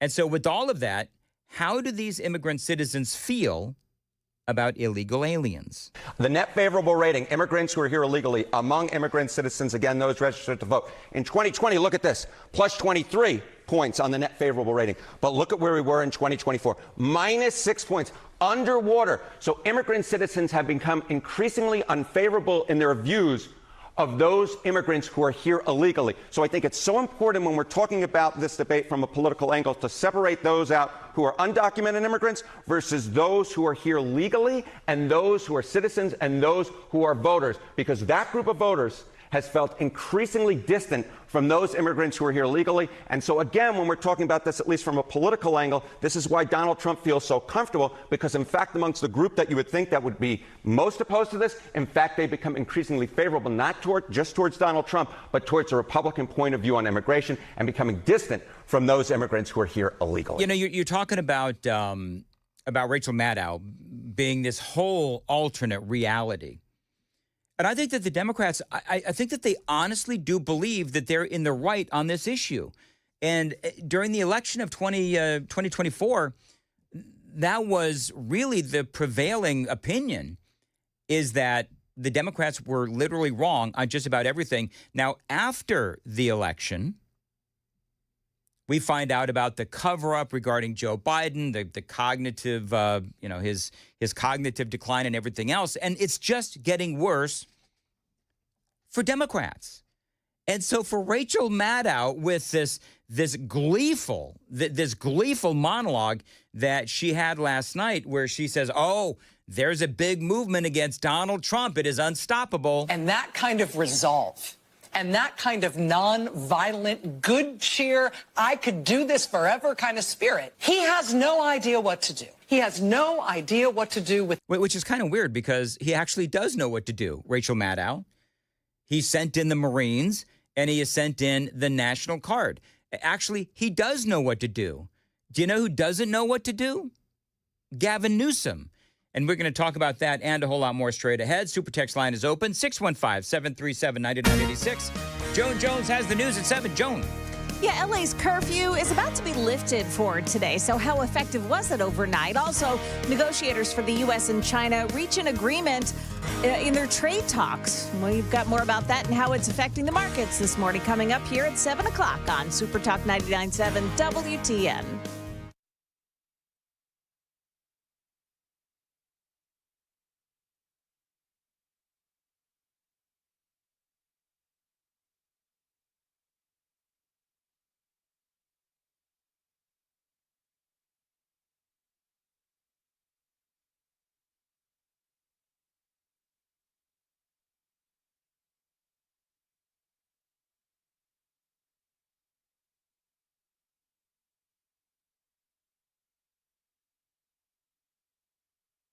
Dan Mandis here, 652. Listen, if you're a business owner, look at your floor. Does it need help? Does it look terrible? Well, some could say that is a reflection of your business. Your floor needs to look really good. Enter my friends at Specialty Coatings. Now, if your concrete floors need a little love, they can help you big time. Now, Specialty Coatings, they specialize in concrete floor coatings and polished concrete. They've been doing it for 30 years, and you've probably walked on some of their incredible concrete floor coating. They've been in all the major sports stadiums, the arenas, the convention centers, too.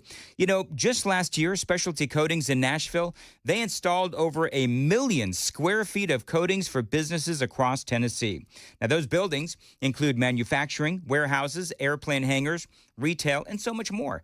Now, this isn't some fly-by-night company like you sometimes see. You know, a couple of guys show up with a bucket and rollers. No. Specialty Coatings, they've been doing this for 30 years. They've got the equipment and the skilled installers. So your job is going to be on time and on budget. This is a great business move.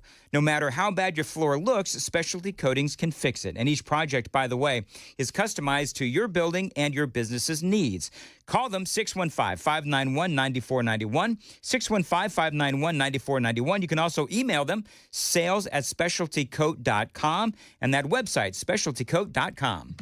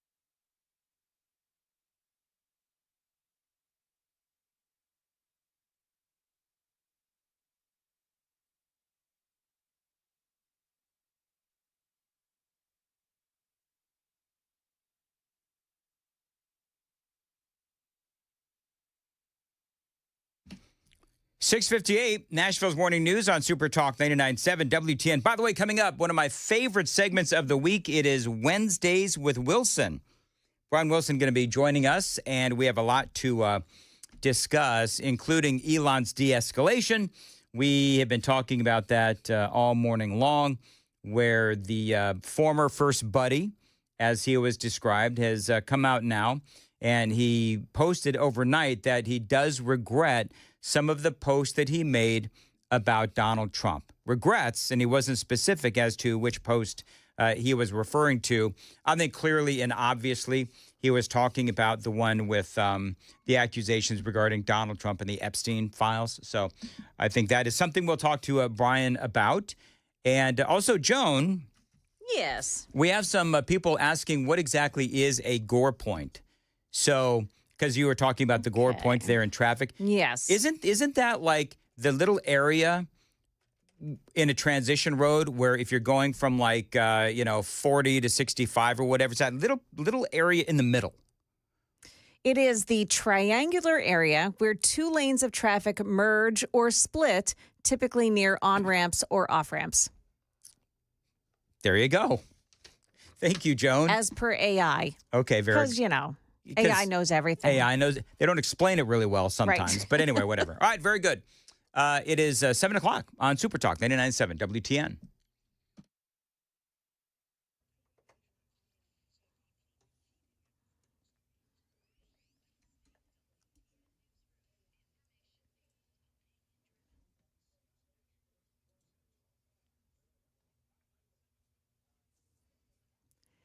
Good morning, 7 o'clock. I'm Joan Jones with your top stories. Los Angeles city leaders taking new steps to try to quell the violence in parts of the city where tensions over immigration enforcement flared for a sixth straight night. LA's mayor denying this is a citywide crisis, but imposing a curfew overnight for parts of downtown from 8 p.m. to 6 a.m. The curfew expected to last for several days. The mayor saying Monday night alone, 23 businesses were looted with damages in the millions.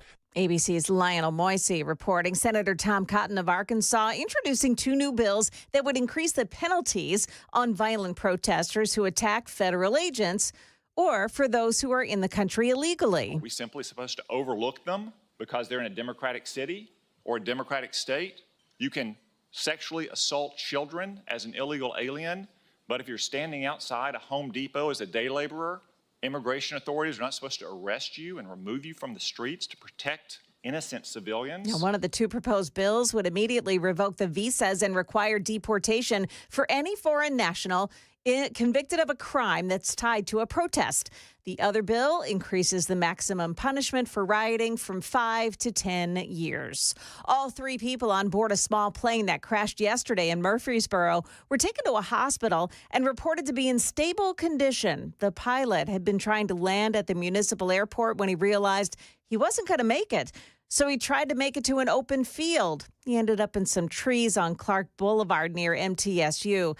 Some people working nearby didn't even realize what was happening. She didn't think it was supposed to storm today. And when she came out, we had said, "Did you hear what happened? You know, the plane crashed." And she was like, "Oh, the one in Tullahoma from a couple days ago." And we were like, "No, behind us right now." Yeah, that plane likely took off from Douglas, Georgia, but it's not clear what its intended destination was.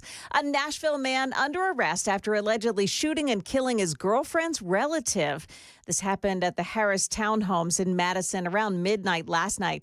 Police say the girlfriend had called relatives for help during a fight with her boyfriend, and when they got there, the boyfriend began arguing with the woman's cousin. That cousin was shot and killed. The boyfriend remained on the scene. Market numbers brought to you by Beacon Capital Management, online at beaconcm.com. Trade negotiators for the U.S. and for China have reached an agreement for allowing rare earth and tech trade. Now, they'll now go home and get the approval of President Trump and China's Xi Jinping. However, that news didn't help the pre-market trading here. Dow futures are down 105. NASDAQ futures minus 41. The S&P futures are down 9. That's the latest news. We've got traffic and weather ahead. I'm Joan Jones, WTN News.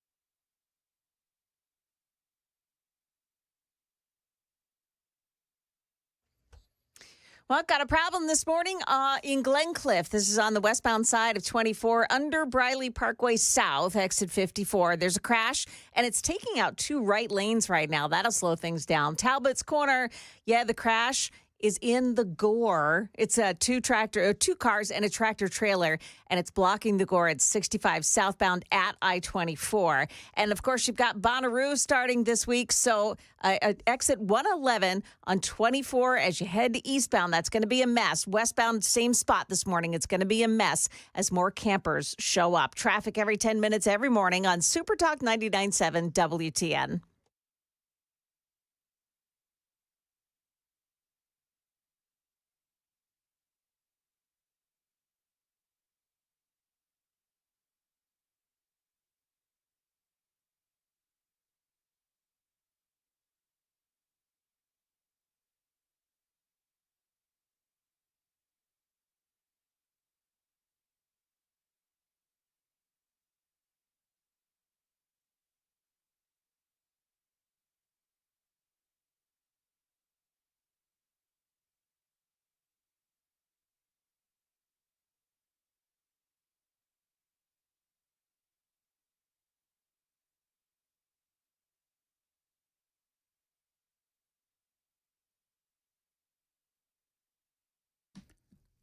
.06 on Nashville's Morning News on Super Talk 99.7 WTN. Welcome on to your Wednesday, June 11th of 2025. Brian Wilson joins us as he does every Wednesday at this time, brought to you by the Wellness Institute of Nashville.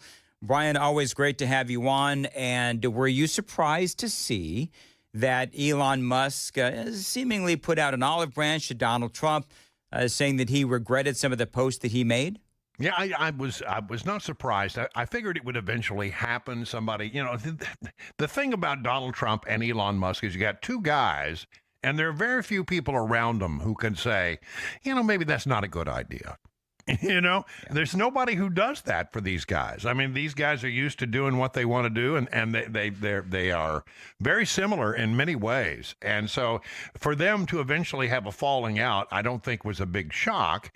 Elon is also, and we don't talk about this a great deal, he's on the autistic spectrum. Yes. And sometimes people who are on the autistic spectrum have difficulty with their emotions. And I don't know if this is part of it or not, but one way or the other, it was silly, it was ridiculous, and it needed to back down. And it looks like it has. Whether or not they'll be best buddies again is anybody's guess. But, Elon, I think if I saw a poll that suggested that he's more popular than Trump is. So, yeah, absolutely. Yeah. So there you have that. I don't know. I'm glad it's over. It was dumb in the first place. And somebody should have just walked in and said, come on, guys, knock it off. This is not good for the brand. Well, Scott, they say that, I don't know if you've been reading the New York Times stuff, but New York Times and some other outlets are reporting that Elon actually got into I wouldn't call it fisticuffs, but he sort of body checked with Scott Bessent, right, the Secretary of Treasury. Yeah, that is an incredible story, which I haven't heard about. The other thing is that apparently, without asking, there's an old saying: "Don't ask for permission, ask for forgiveness." Yep. Well, the Doge people set up a Starlink transmitter on the roof of the White House. When they were, at the beginning of the whole thing. Yeah.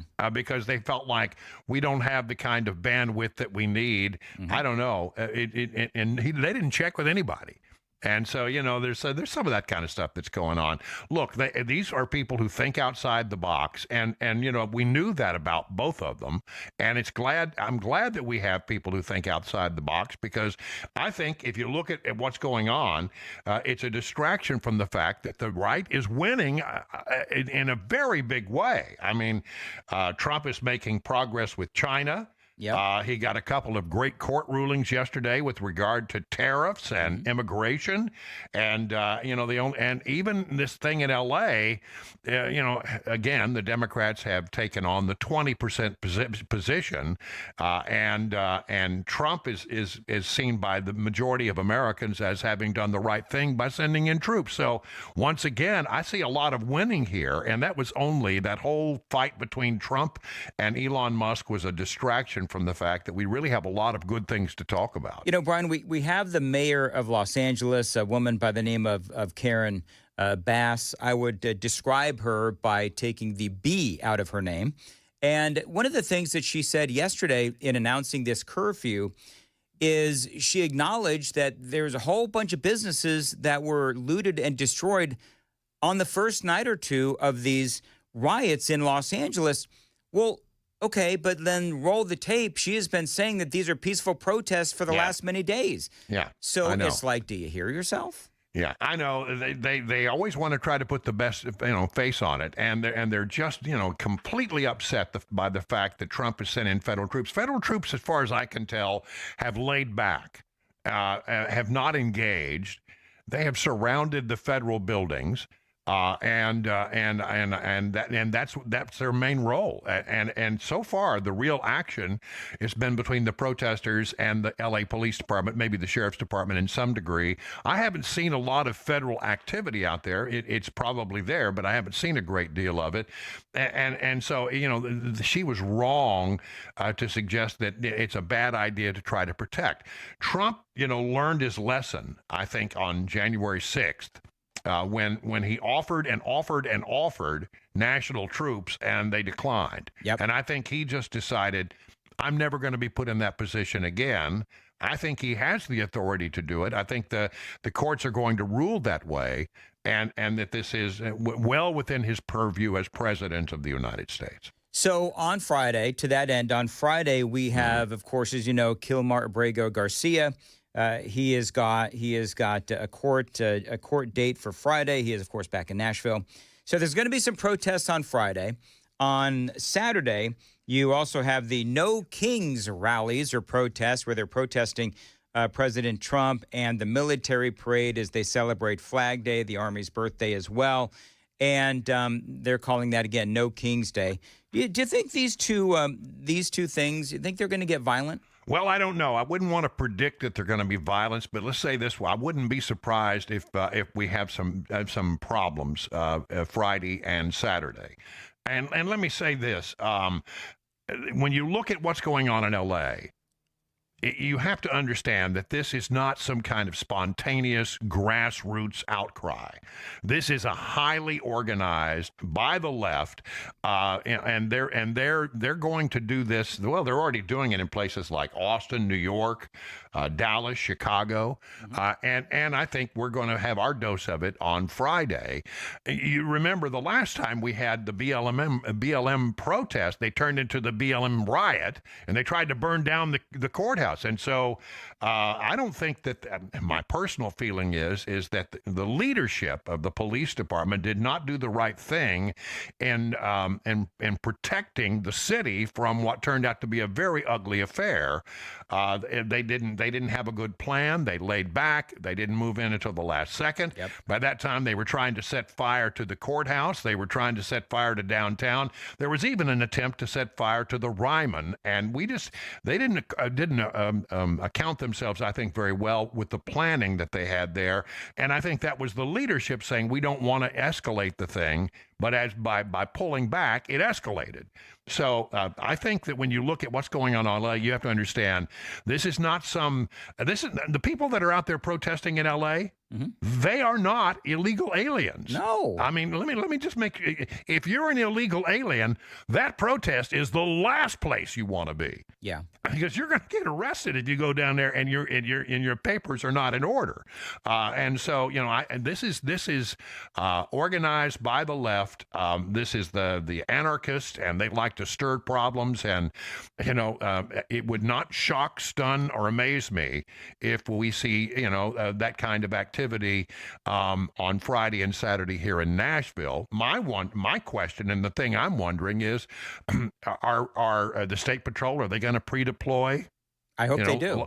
And are they going to, like they did, during the BLM, they pre-deployed. Yep. And then were called in, when it got bad. And remember, everybody got upset because they were wearing riot gear? Yeah. Remember that whole thing? Yeah. I said, if you're going to be throwing things at me, I'm going to be wearing my riot gear. Yeah. That's just all there is to it. So I think that's the question. Will the State Patrol pre-deploy to back up the Nashville Police Department? I read where the police department is. So, well, we're aware of it. Okay. Yeah. But what are you doing? And are you going to be more upfront and visible than you were during the BLM riots, which went really badly, I think. Well, you're going to have the two Justins out there, Brian. You're going to have Glojo out there as well. And so, they're going to have their little bullhorns and all that other kind of stuff. Yep. Hopefully, it doesn't end up in violence. Now, we can only hope that it won't. But what you say, you prepare for the worst and you hope for the best. Hey, I've got some. You're right, Brian. Okay, I got to jump to traffic, but I've got big news on China straight ahead. 7:15. Yep. Time to check the roads on WTN.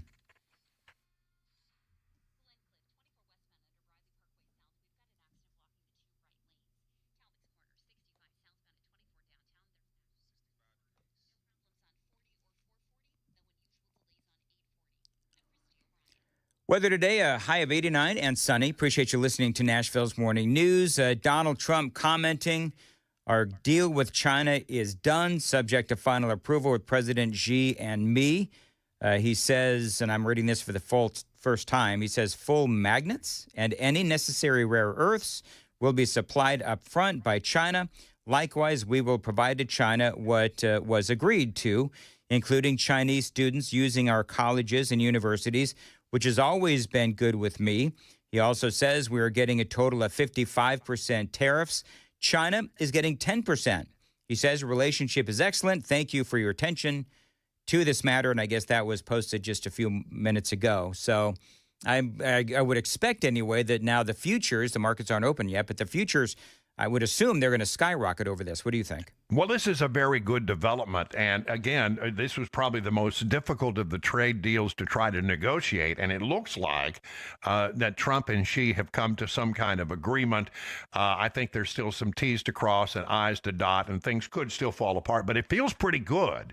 And we have a UK agreement. There are other agreements in place. And the courts have said, at least it looks like for the next 2 months, there's not, they've been saying, well, we're going to look at this, but you go ahead and do what you need to do during that time period. Well, a lot of progress can be made in 2 months before this comes back up in a court the way it feels. So I think real progress here. And again, I see everything that I look at.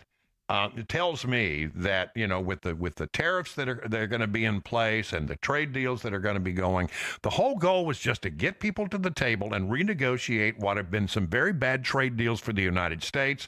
I don't think it's a bad thing. I think it's a good thing, and I'm glad to see that the progress has been made. If you get progress with China, a lot of other people, I think, will jump in line. Oh, it would be stunning if this is one of the first deals that actually gets done. Yeah.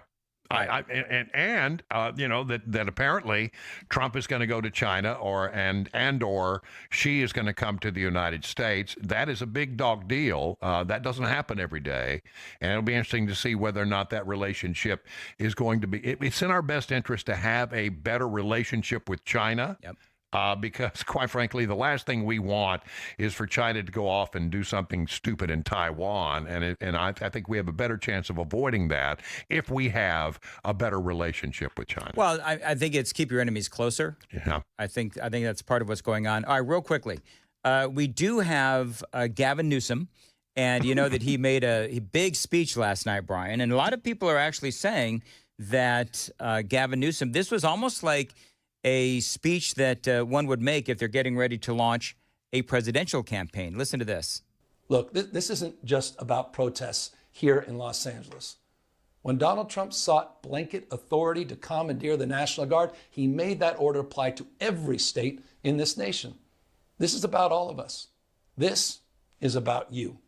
California may be first, but it clearly will not end here. Other states are next. Democracy is next. Democracy is under assault before our eyes. This moment we have feared has arrived. He's taking a wrecking ball to our founding fathers' historic project. 3 co-equal branches of independent government. So, and then he ends up talking about a litany of things that he accuses Donald Trump has done. He also, by the way, invoked the January 6th. So I don't know. You think, number one, is he gearing up for a run? I can't believe that he would. Number two, because his state is trash. His state is absolute trash. Yeah, the problem is that Democrats just don't have a great bench. And he's on the bench. There's no doubt about it. He's one of the people that Democrats would turn to, I would think. Yeah. But honestly, their options are not good. Every single person that you name, there are real issues with that, with who they might pick. Listen, he's on the wrong side of this, and Democrats are on the wrong side of it. Yep. I saw a poll where it said that Americans, by a margin of 59 to 39, believe that it was the right thing for Trump to send federal troops into L.A. So again, winning and they're losing, and who are we supporting? Law enforcement. Our side is, we're law and order, and we're not going to have chaos on the streets. And their side is we're defending a bunch of reprobates. And so I don't know. Once again, they have glommed on to the position that is the weakest with the American people.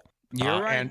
And Trump is brilliant at boxing him into that corner where they have to, because anything that he's for, they're going to be against.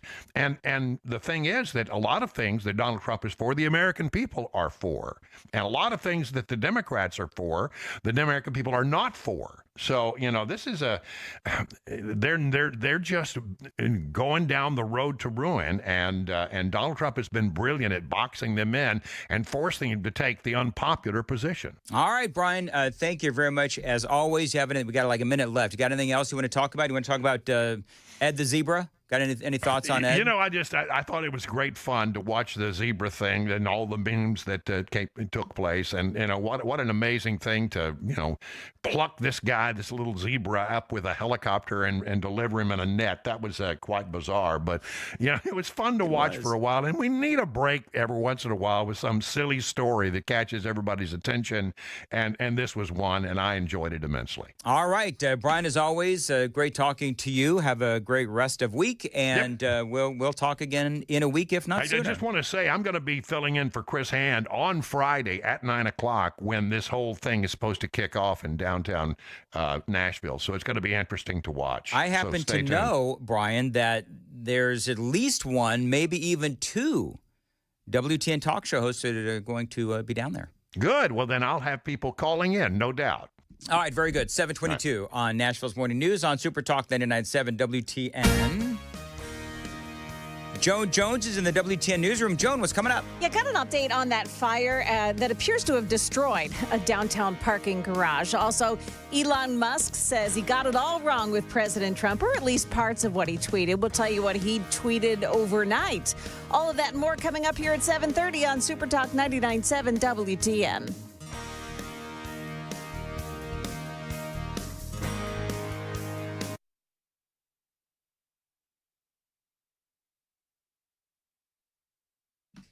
Dan Mendes here for the Wellness Institute of Nashville. Listen, it feels like summer right now, but summer is, of course, approaching, and you want to be active. You want to go out, you want to have fun, but if you have been sidelined with chronic back, neck, and knee pain, you've got to go to my guy, Dr. Kevin Mitchell at the Wellness Institute of Nashville. Now, he has helped so many people across Middle Tennessee. He can help you as well. Now, they are experts in spinal decompression therapy. It does work. No pills, surgery, or injections. I've been through it for years. I have been thanking Dr. Kevin Mitchell for helping me when I first got here. Now, right now, a great deal for the month of June. They charged Donald Trump with 34 felonies, not one of them stuck. But at the Wellness Institute of Nashville, they are going to turn that 34 into something positive. It is the presidential special for just $34. You can get your initial consultation, x-rays, and that very first treatment, $34. Now, that starts you on your road to a healthier life. I'm Dan Mendes, and the Wellness Institute of Nashville has my seal of approval on this presidential special that could change your life. 615-246-5009, 615-246-5009, painisbad.com.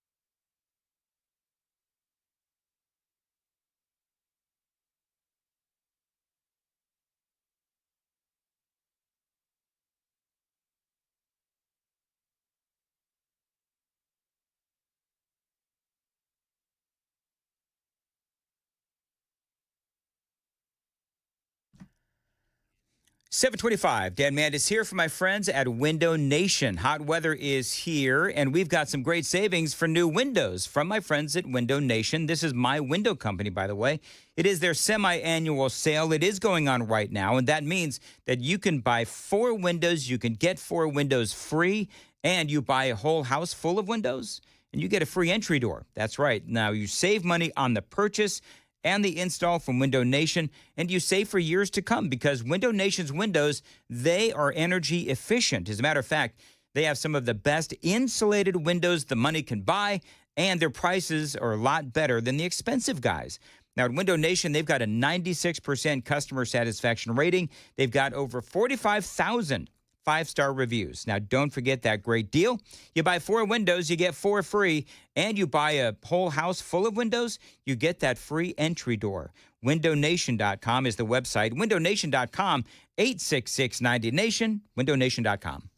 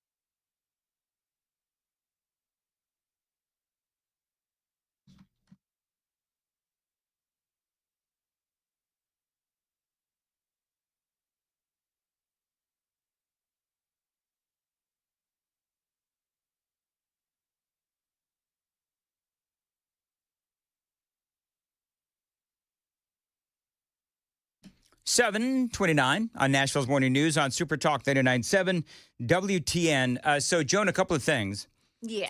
Real quick. So, somebody asked me, I'm taking requests now. Somebody asked me to play a particular piece of audio, which I didn't have it. He sent me the audio. So, I'm going to play that piece of audio, and it leads me into my next segment actually perfectly. So, I can't wait for that. Number 2, I just want to make sure that I draw attention to my joke that I believe was kind of glossed over during the big Brian Wilson interview. There was a joke? I can't believe that the crowds weren't busting down the doors with laughter. I know. You know, did you hear my joke? No. No. All right, that's why it was glossed over. I said, you know, Los Angeles Mayor Karen Bass, she can be described by taking the B out of her name. Ah. Right? Very, very nicely done. Thank you. Yeah. That's why I had to say it twice. Right. All right. Joan Jones is up next with the news on WTN.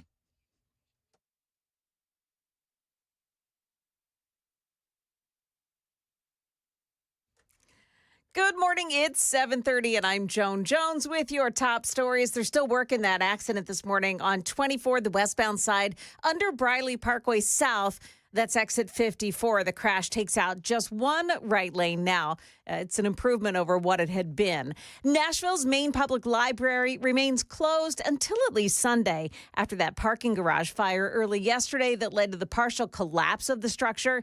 It trapped a lot of people's cars inside. This man spoke to Channel 4 about his. People are upset, but there's nothing you can do. It is what it is, and so you can't get mad. You just got to wait.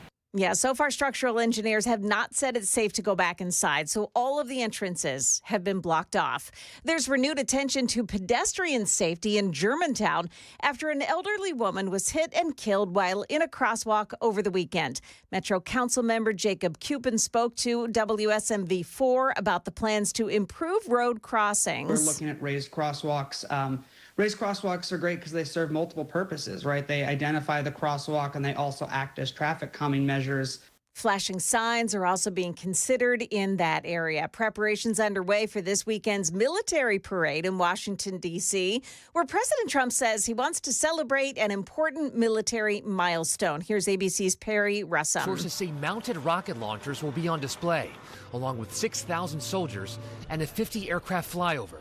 Saturday is going to be a big day in Washington, D.C. Officials insist the parade is solely to mark the Army's 250th birthday, but the timing is hard to ignore. Saturday is also President Trump's 79th birthday. And finally, an early morning post on X, Elon Musk said he regrets some of the posts that he made about President Trump. They went too far, he said. That post comes after Trump declared that their relationship was over and that he had no interest in mending ties with Elon Musk. Well, stock futures this morning are still lower despite the fact that China and the U.S. negotiators have reached a framework on trade talks. Dow futures minus 91, NASDAQ futures down 24, and the S&P futures are down 8. That's the latest news. Traffic and weather next. I'm Joan Jones, WTN News. Thank you, Joan. Dan Mandis here, and the Super Text line is open at 615-737-9986, 615-737-WWTN. I want to tell you about my friends at DT McCall's, a great Tennessee company that is here for their fellow Tennesseans with great prices, selection, and value. Now, I've been telling you for years about these folks at DT McCall's. They've been helping folks out for 3 generations here in Middle Tennessee. If you need it, they've got it. I've bought a bunch of stuff from DT McCall's, indoor furniture. If you've got a room to fill, go to DT McCall's. Of course, you know all about their lawn mowers and outdoor lawn equipment, appliances. If it plugs in, they've got it, and they've always got specials going on to save you money. Right there on the front page of the website, you do have specials, great prices on all the best brands of appliances like washer and dryer sets, dishwashers, refrigerators, and a whole lot more. Now, they've been at it for over 100 years with a focus on customer service. DT McCall's, and if you buy it, they'll deliver it for free and haul away the old stuff. 5 locations across Middle Tennessee: Carthage, Cookeville, Lebanon, Lafayette, and Franklin. Always online, dtmccalls.com.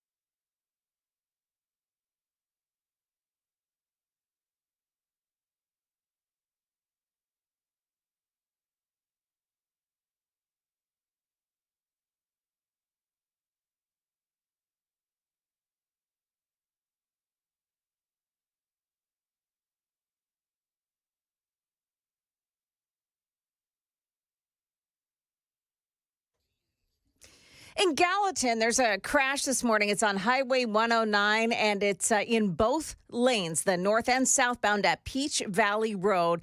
Careful in that spot. Also, the eastbound lanes of 24 in Joelton. A crash reported just past Whites Creek Pike. Traffic every 10 minutes every morning on Supertalk 99.7 WTN. 7:35, Nashville's Morning News on WTN. Dan Mendes here for Vision for Life. Now, they are celebrating 20 years of 2020. Since 2005, Dr. Jeff Horn has provided thousands of patients 20/20 or better vision. I am now one of them. Dr. Horn's expertise and dedication have made him a leader in cataract, LASIK, and other vision correction surgeries. Dr. Horn's commitment to providing the best possible patient experience, in addition to the most advanced technologies in vision correction, has made Vision for Life, featuring Dr. Horn, one of the premier vision correction centers in the world. Check him out today. 20/20 Vision is waiting for you. If you've been thinking about vision correction surgery, call my friends at Vision for Life at 615-436-2020, 615-436-2020, visionforlife.com.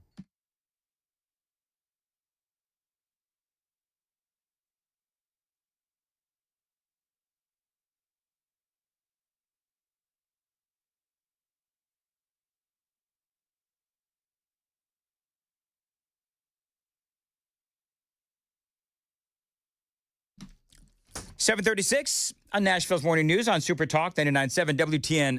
Louie, need some audio, please. All right, so at 7:36, a guy said, hey, you're going to play that great audio of Mike Johnson, when he's talking about Gavin Newsom? Oh. Have you heard this audio? I have not. Joan?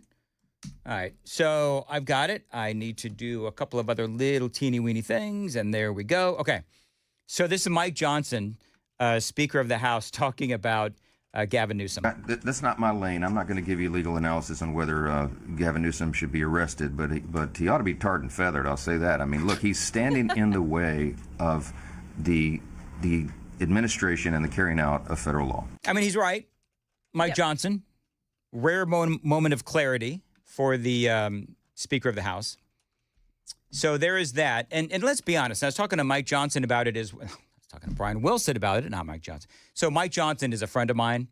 And so I have a friend named Mike Johnson. Oh, I got it. I thought you meant like Mike Johnson. No, I have not spoken to the Speaker of the House, but I have a friend named Mike Johnson who I was talking to him about Mike Johnson. Good Lord. And then Brian Wilson and I, whatever. There's some really common names going on there. Mike Johnson, Brian Wilson. Right? I know, right? The guy that hired me here at WTN, his name was Brian Wilson. Oh, not that Brian Wilson. Not that Brian Wilson. Brian Wilson. I hired that Brian Wilson. Gotcha. Anyway. I'm keeping track. Good. I'm glad somebody is. All right, real quick. Let's talk about Gavin Newsom, a not so common name. So Gavin Newsom, of course, and I played one audio bite for Brian regarding the California governor. But he did speak last night. It was considered a very big speech. And he, of course, is talking about Donald Trump. And here's part of what he said.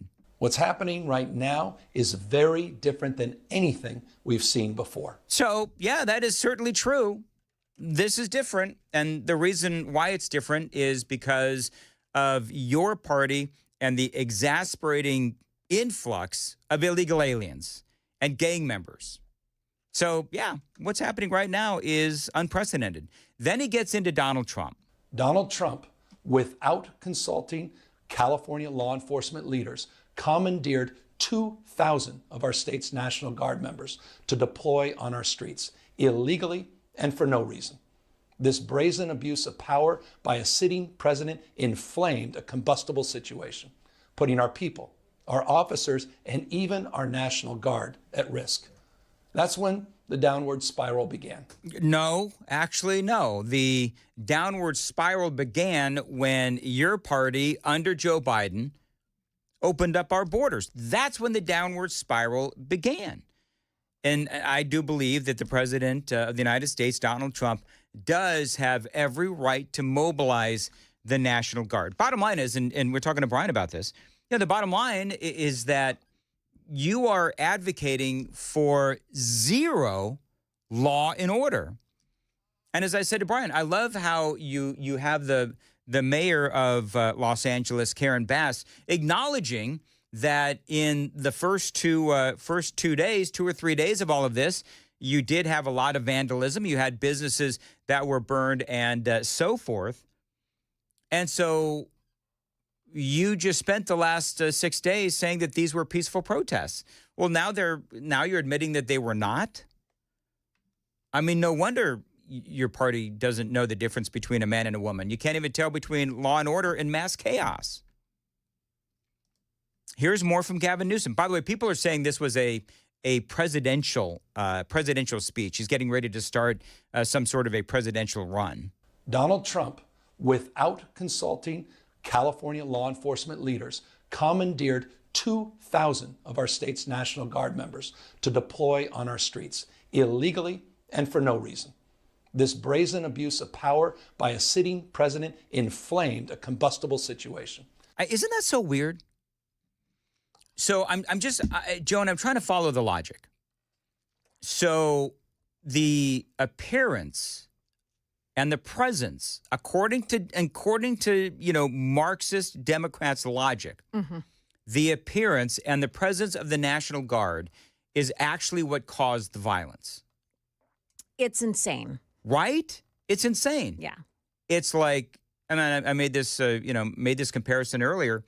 It's like the kid that says, well, my parents are too strict, so I'm going to go out and I'm going to burn the house down. You know what I mean? And then we should all feel okay about him burning down the house. Right. Yeah. Exactly. It just doesn't make any sense. Yeah. But again, this is what the Democrats stand for. Gavin Newsom. Putting our people, our officers, and even our National Guard at risk. That's when the downward spiral began. So again, it's not. The downward spiral began the first night. They just didn't do anything about it. Yeah. And the second night, and the third night, and the fourth night. And, excusing violence by saying, oh, the National Guard is here trying to keep the peace, so we're going to escalate the situation. It seems like an absolutely ridiculous argument. This is like junior high school kind of stuff. He chose theatrics over public safety. He federalized another 2,000 Guard members. He deployed more than 700 active U.S. Marines. These are the men and women trained for foreign combat, not domestic law enforcement. We honor their service. We honor their bravery.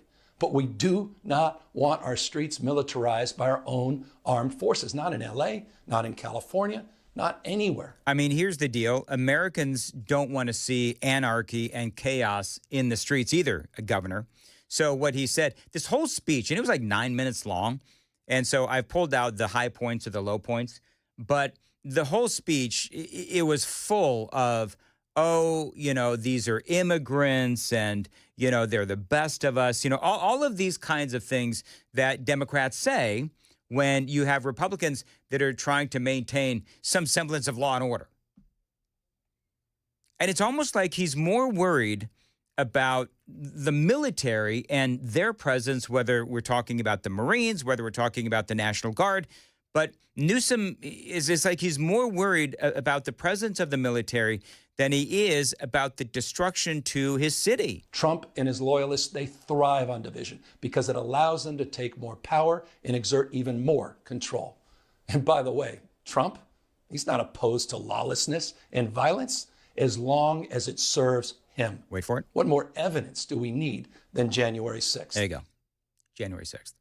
Do you know what I'm starting to feel, Joan? I'm starting to feel that anytime you invoke January 6th, you automatically lose an argument. Because they use it so often. And it's like when somebody calls you racist now, you don't even care, right? That's where I'm at. So anybody who consistently and constantly invokes January 6th, I don't care anymore. You've overplayed that hand so much that I think that at this point, it just lacks any punch. Yep. It really does. Okay, I've got a couple more audio bites for you, and then some great reaction by none other than Scott Jennings on CNN. And this is, jaw on the table kind of stuff. It's really good, and it's coming up next. It is 7:45. Time to check the roads on WTN.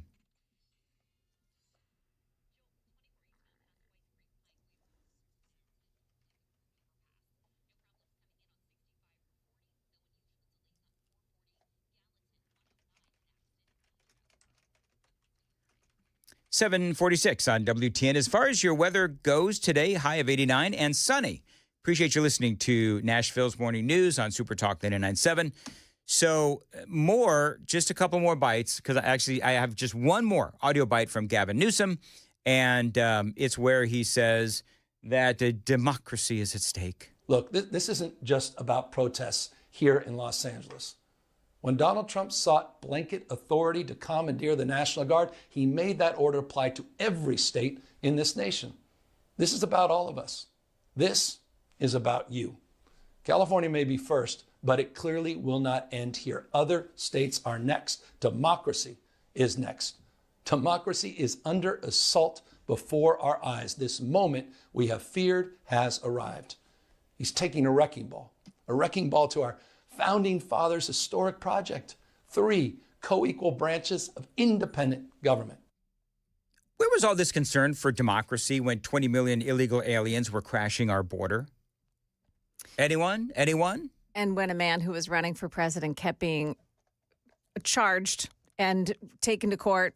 Oh, yeah. And his properties raided, Ad nauseum. Please.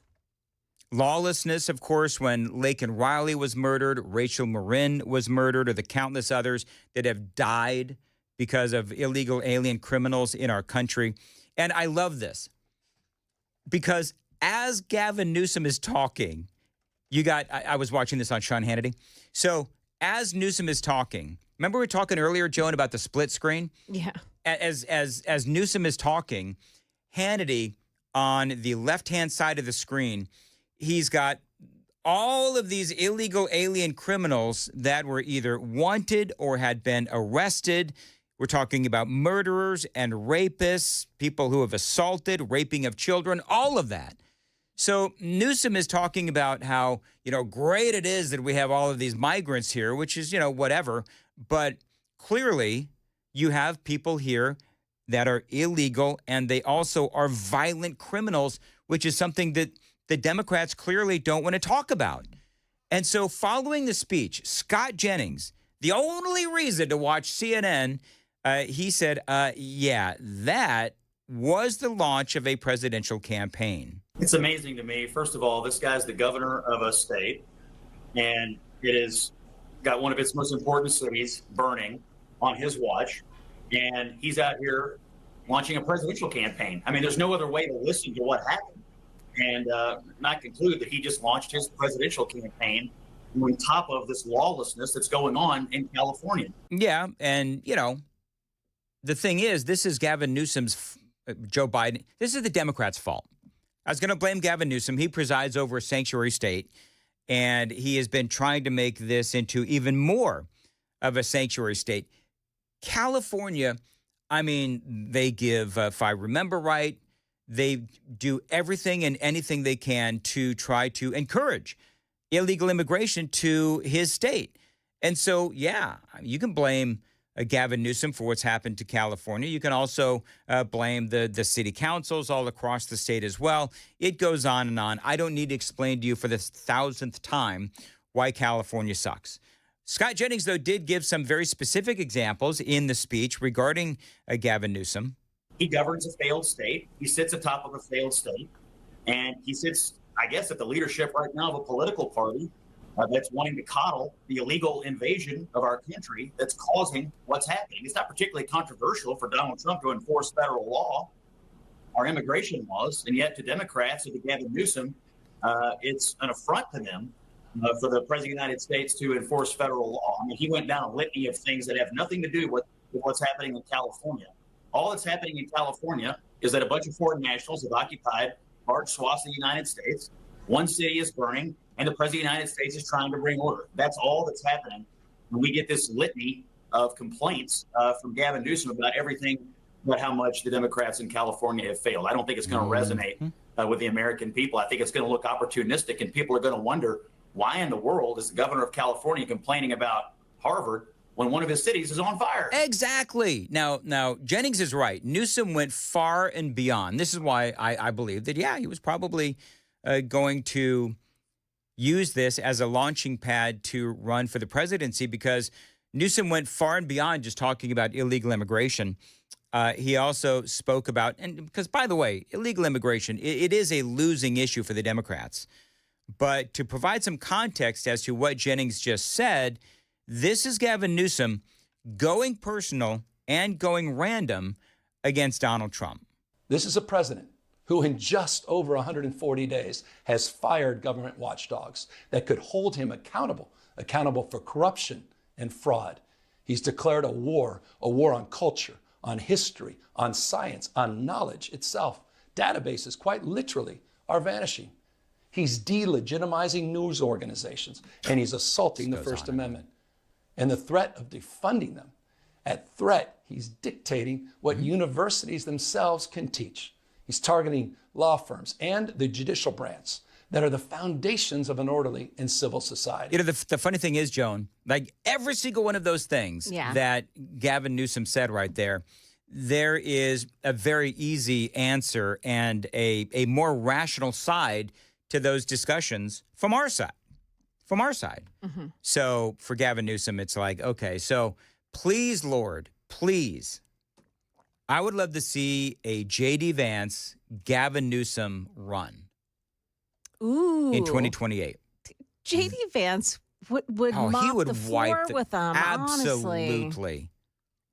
J.D. Vance is more authentic, and I believe that the American people, by and large, they do, for the most part, like what Donald Trump is doing, but specifically, and I played you the audio earlier from Harry Enton from CNN, even the legal citizens, the immigrants here in this country who are legal and citizens, did all of this the right way, coming in the right way.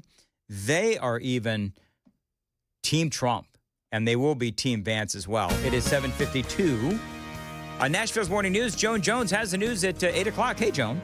Hey there. So coming up here, we've got more about Washington's preparations for the big military parade that's happening this weekend. Also, we will take a look at New York City last night, along with L.A., because, you know, these protests are beginning to spread. So we'll take a look at what's happening all around the country with these protests over ICE deportations. That's coming up here at 8 o'clock on Super Talk 99.7 WTN.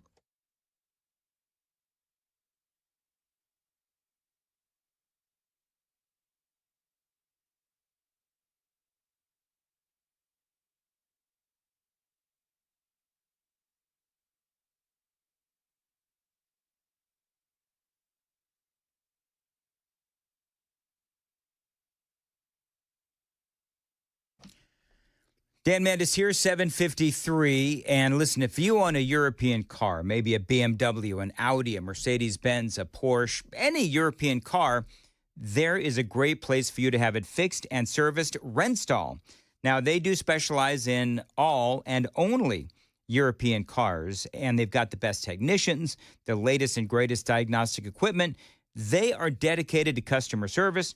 What I like about Renstall is that they've always got openings. You ever, have one of those places you like to take your cars to, and they never have openings? Sometimes it's like trying to get in to see your doctor. Well, Renstall, they have openings, and also they're waiting for your call. The phone number is 615-777-7100. They're a new business here in Nashville, and so far people are saying they are really good. I've actually heard from some of their customers, very satisfied customers. 615-777-7100. Find Renstall online, itrustmymechanic.com. That is itrustmymechanic.com. A few points about Renstall. They also offer complimentary shuttle service and free Uber rides, immediate appointments, and a quick turnaround. In other words, they want to make this as easy and convenient for you as they possibly can. Now, they also proudly offer the Heroes Service discount. My favorite part of representing Renstall: veterans, active duty military, first responders, emergency medical personnel, all get a 10% discount on all repairs. Renstall, conveniently located across the street from the Academy of Country Music, 5 minutes from Music Row, 2 minutes from downtown. itrustmymechanic.com, 615-777-7100.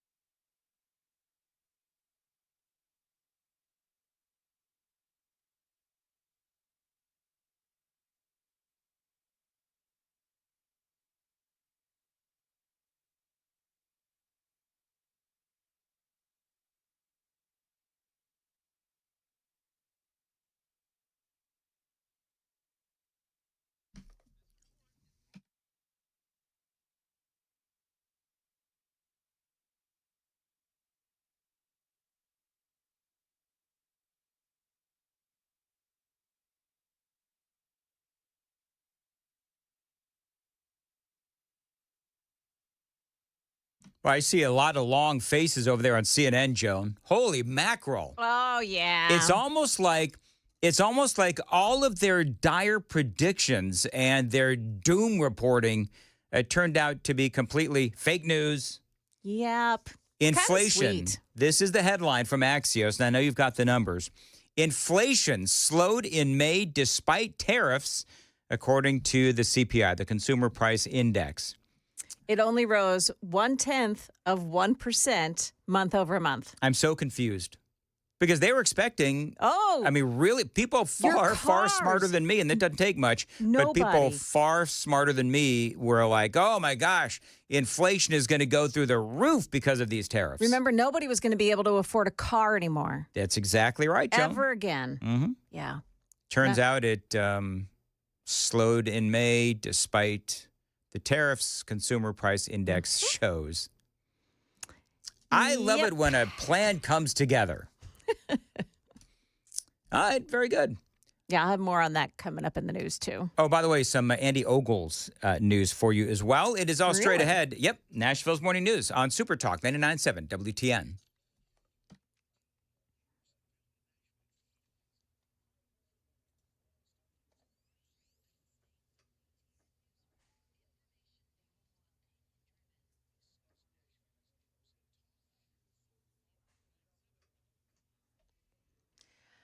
Good morning. I'm Joan Jones with your top stories. What a mess now on 24. Sorry about this. It's in Antioch. It's right at Hickory Hollow Parkway, exit 60, and the right shoulder is blocked off by it this morning. That's causing quite a delay on 24 westbound. We'll have more on that coming up right after the news. In Washington, D.C., they're getting ready for President Trump's military parade. It happens Saturday on Flag Day.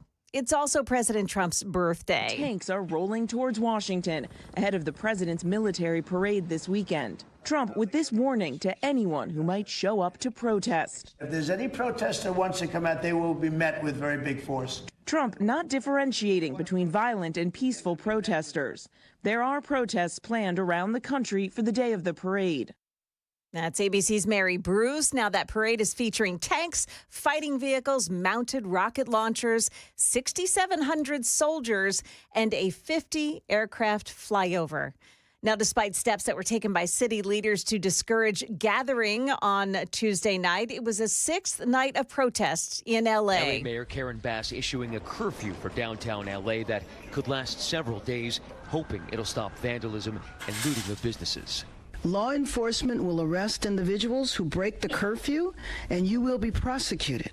But protesters continue to pour into the streets of downtown L.A. And when hundreds of protesters briefly blocked traffic on the 101, police pounced. ABC's Matt Gutman reporting. Over in New York City, at least 80 people were arrested at a rally last night against immigration enforcement. Emotions are definitely high, both on the West Coast and here at home. Things last night during protests definitely got tense. At times, protesters were clashing with police, but during the day, those protests were mostly peaceful. Police called a level 3 mobilization at some point after 9 p.m. And the protests broke up after midnight, and we're told most of those protesters will be processed and released. We know approximately 80 people were arrested yesterday. ABC's Jaysha Patel reporting. The Bonnaroo Music Festival gets underway in Manchester, and we've learned today that the festival's co-founder, Jonathan Mayers, died just 2 days ago. Mayers and Ashley Capps had launched the first Bonnaroo in 2002 on a 700-acre farm. That's where it still happens. Organizers say they'll plant a tree in his honor this weekend. No details released about Mayer's death. He was 51 years old. Market numbers brought to you by Beacon Capital Management, online at beaconcm.com. Now, stock futures running higher now after the U.S. and China reached a trade deal and after that measure of inflation came in lower than expected. The Consumer Price Index showing prices rose 0.1% in May over April's numbers. Now, the numbers showing that President Trump's tariffs have not really had a big impact on inflation, as had been reported on breathlessly for months and months on end. On and on and went. Yeah. Never ended. Dow futures are now ahead by 66. The NASDAQ futures gaining 63, and the S&P futures are up 13 points. That is the latest news. We've got traffic and weather ahead. I'm Joan Jones, WTN News.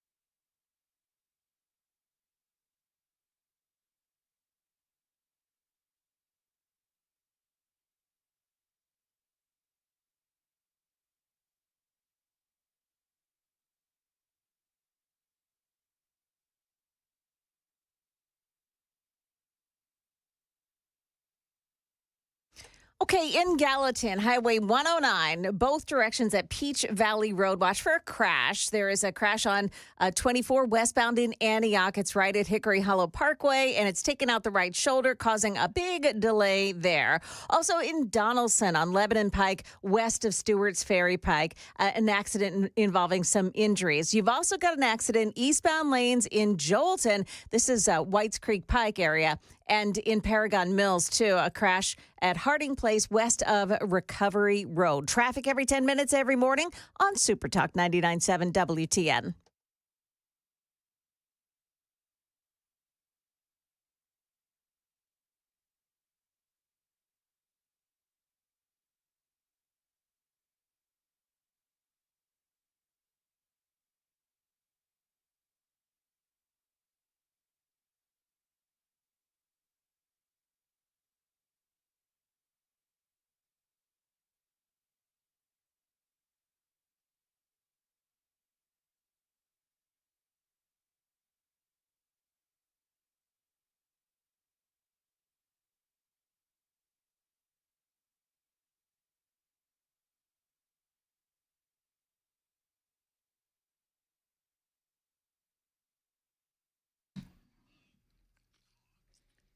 A couple of things, Joan. I need to let people know you no longer have to send me photographs of Gore points. Oh, so a lot of people were sending you Gore point photographs. Well, now, for the record, I knew what a Gore point is. You are the one that didn't know what a Gore point was. It was me. Wasn't it? Well, you asked me what it was. And you, I can't remember now who said what. I wanted to give a complete description. Okay, good. I didn't know what it was. Okay, good. Thank you, Joan. Thank you for at least admitting that you didn't know what it was.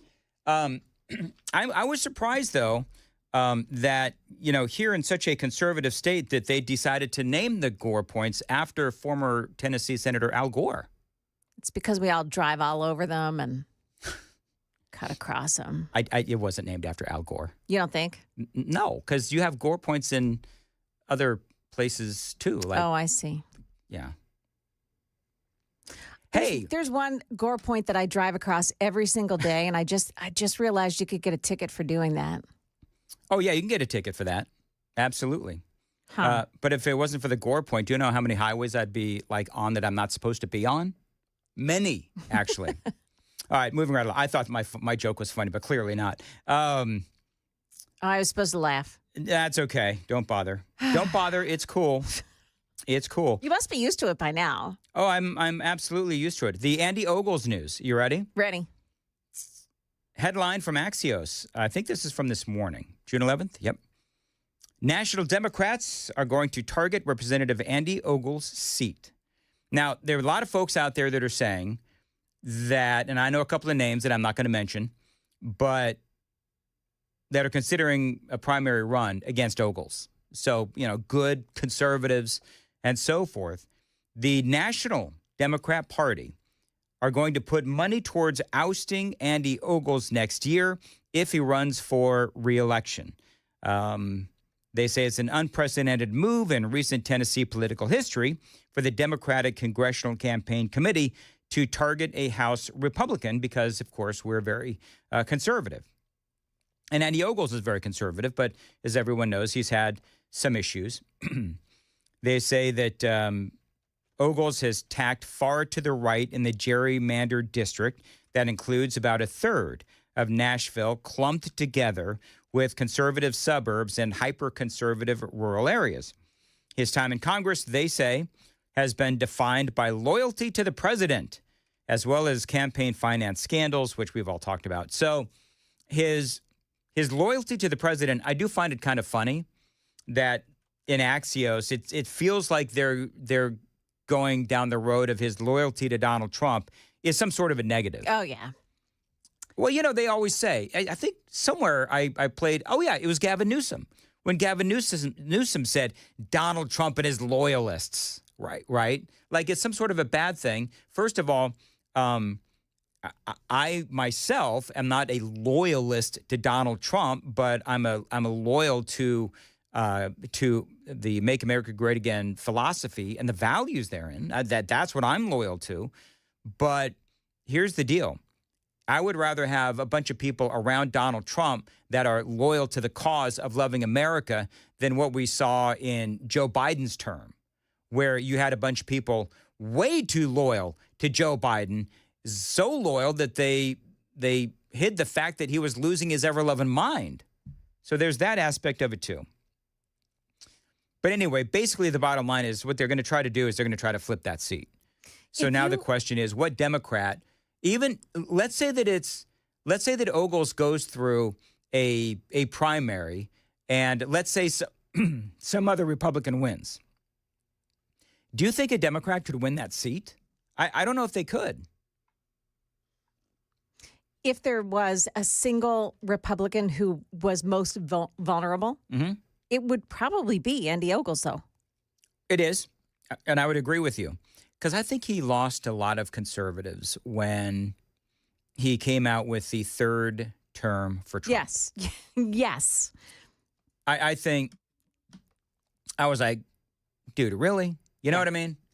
Come on. I think a lot of people were feeling the same way. Well, especially when he wrote it in such a way where Obama couldn't have a third term. Now, listen, I don't like Barack Obama, clearly, but let's just not be so clearly hypocritical. You know what I mean? Yep. And plus, let's stick to the Constitution. 2 presidential terms is enough. And especially when you look at under what he wanted to do, Obama would have gotten a third term.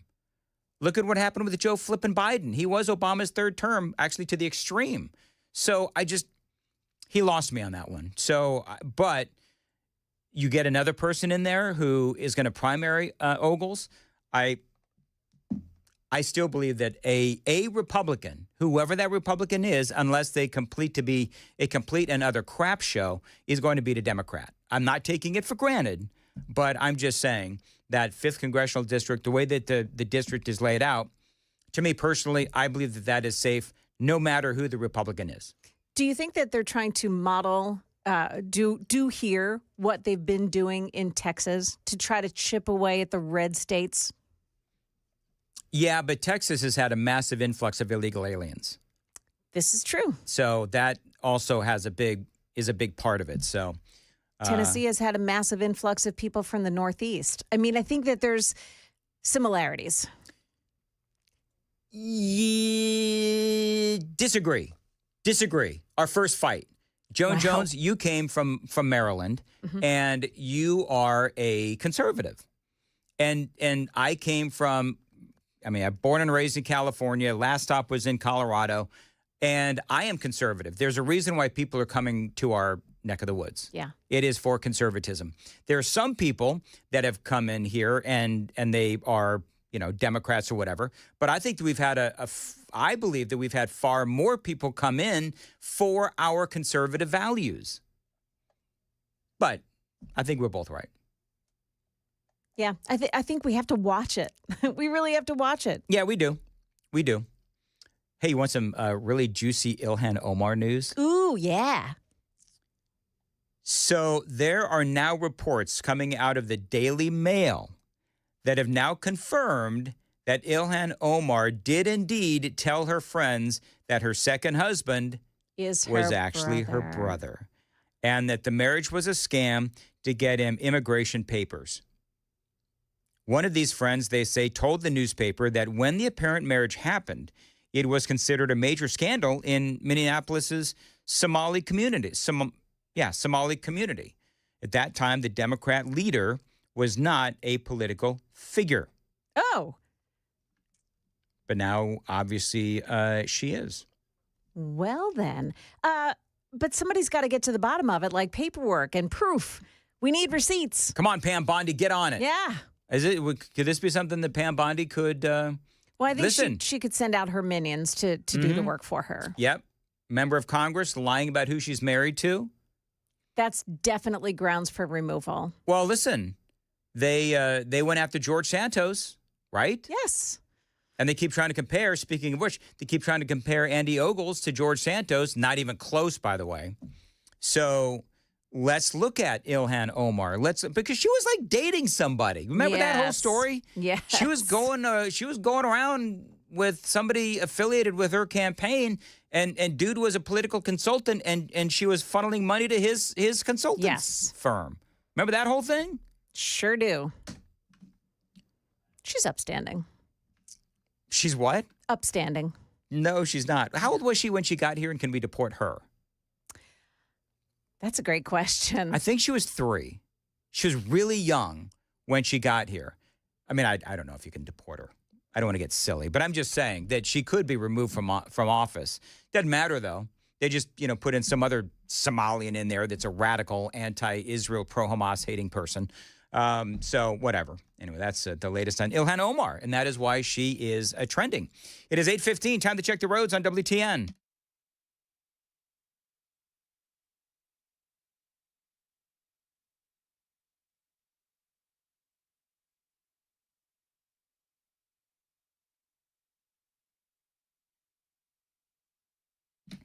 (8:16) on Nashville's Morning News. As far as your weather goes today, a high of 89 and sunny. Appreciate you listening to Nashville's Morning News on Super Talk 99.7 WTN.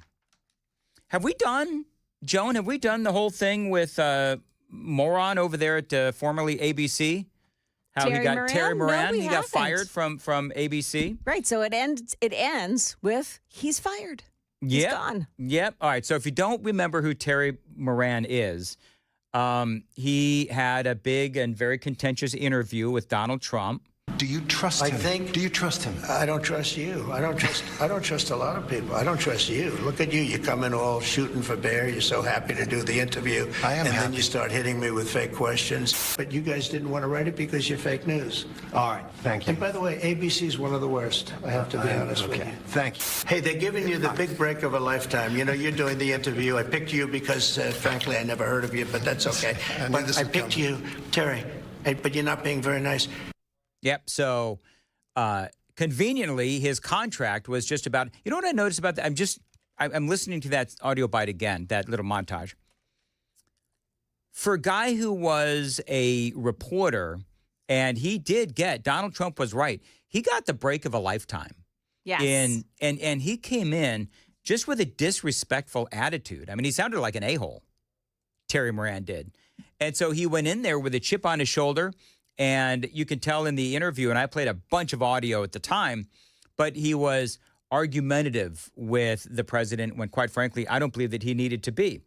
So then, of course, as we know, last weekend, in what can only be described as a drunken stupor, I don't know if he was drunk or not, but it sure seems like it, he had this really hateful screed against Stephen Miller and Donald Trump, calling them incredibly hateful, and that they eat their hate, and the hate was their spiritual nourishment, the whole thing. And so after Terry Moran's post, several top White House officials called for ABC News to do something, including J.D. Vance, who called this post absolutely a vile smear when he's talking about Donald Trump and Stephen Miller, of course. And so now they basically fired him. His contract was apparently, they say, it was about up. And so they just are using this as a reason to not renew his contract. ABC News said yesterday afternoon that his contract was about to expire, and based on his recent post, which was a clear violation of ABC News policies, we have made the decision to not renew. I love this next statement. You ready? At ABC News, we hold all of our reporters to the highest standard of objectivity, fairness, and professionalism, and we remain committed to delivering straightforward, trusted journalism. If that was true, ABC would be a whole lot different than it is. Is George Stephanopoulos still there? He's still there. Okay, well then what they're saying is BS. Yeah. Have they listened to some of their radio newscasts overnight? How about, oh, right. The radio newscast overnight, Mary Bruce, as I think she's a senior White House correspondent, never, she doesn't know what straight down the middle is. No, they couldn't find straight down the middle if it hit him over the head. I love what Dana Lash had to say to Jesse Waters. When you sound like an angry comment section of a leftist website, you're not an independent journalist anymore. You sound like a premenstrual stooge. That's what you sound like. I have no other way to describe it. Grown men like Terry Moran having tantrums is super unattractive, Jesse. I do not endorse men having tantrums like that. It's all on the progressive side. It's so gross. So that was Dana Lash, and she makes a great point. The fact that George Stephanopoulos is still hosting is a Good Morning America. Good Morning America. Yeah. Tells us that they are disingenuous about their reports about trying to, tamp down on bias. Now, The View is different, and I can see people on the super text line. The View is different because they are, like me, talk show hosts and not journalists. So they get a pass. They're just dumb. But Mark Halperin, do you know who Mark Halperin is? Yeah, I do. Joan? All right. Mark Halperin is a celebrated journalist. He's got a podcast these days, really popular. And he says that he is actually glad that this happened. This is a great comment by Mark Halperin. I guarantee you what Terry tweeted represents the point of view of large majority of people in dominant media newsrooms. Mm-hmm. They hate Stephen Miller. I don't say that with joy. I say it with sadness because people in my business shouldn't be in the business of hating one side or the other, but they do. And it's why they covered up for Joe Biden or tried to. It's why many people voted for Donald Trump because they can see with their own eyes the level of bias. Terry shouldn't have tweeted that, but I'm glad he did in the sense that it revealed the mindset, not just of Terry Moran, but of many, many other people who are in my profession and claim to be fair. The more we can do to expose the reality of the dominant media's bias, the better it will be for America, the better it will be for the Democratic Party to come out of their blue cocoon, their blue bubble wrap, and the better it will be for my business, which should not be in the business of bias. There you go. Mark Halperin. Where do you think, what are your bets for where Terry Moran is going to end up? Oh, he's going to go on like Substack or... You don't think he'll go on a CNN? Oh, he might go to CNN. Yeah, he might go to... That's a great point, Joan. He might go to CNN or MSNBC. Yeah. He won't go on The View because that's all women. But, yeah, he can't go back to being an actual journalist, not after what he did. And for two reasons. Number one was because of the bias, but also number two, he just showed incredibly bad judgment. But think about Brian Williams. Remember when he told that stupid story, the made-up stupid story that he told, and he ended up right back where he was. For a while, he saw during Katrina, he saw bodies floating down the whatever it was. Yeah, I can't remember what stupid lie was that he told. Well, it turns out he told several. Yes. Remember? He told several lies. He misremembered. Yeah, how do you misremember seeing bodies float down, New and Orleans? His punishment was that he went to MSNBC for a while. Yeah. And he came back to NBC. Did he really? Under the flagship? Yeah, I'm very sure he did. I don't remember that, but you know what? That's about the time I stopped paying attention to the networks altogether. So it is 8:23 on Nashville Morning News on Super Talk 99.7. Joan Jones is in the WTN newsroom. Hey, Joan. Yeah, so LA's mayor declares a curfew, but it really didn't mean a lot to some rioters last night. And a big car maker makes a big commitment in Tennessee. That and more coming up here at 8:30 on Super Talk 99.7 WTN.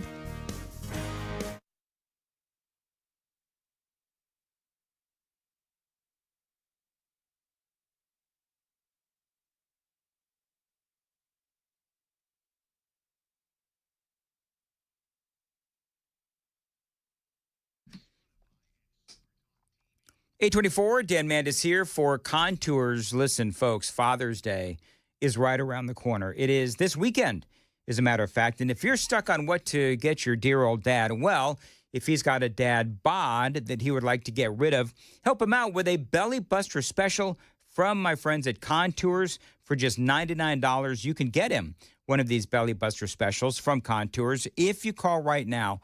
Phone lines are open at 236-9960, 615-236-9960. First 10 callers right now, get that $99 special. Again, Father's Day is coming right up, and this is a great gift for dear old dad. You can also, by the way, buy one for yourself. But, most folks that go through these belly buster specials, they lose at least 2 inches in the middle.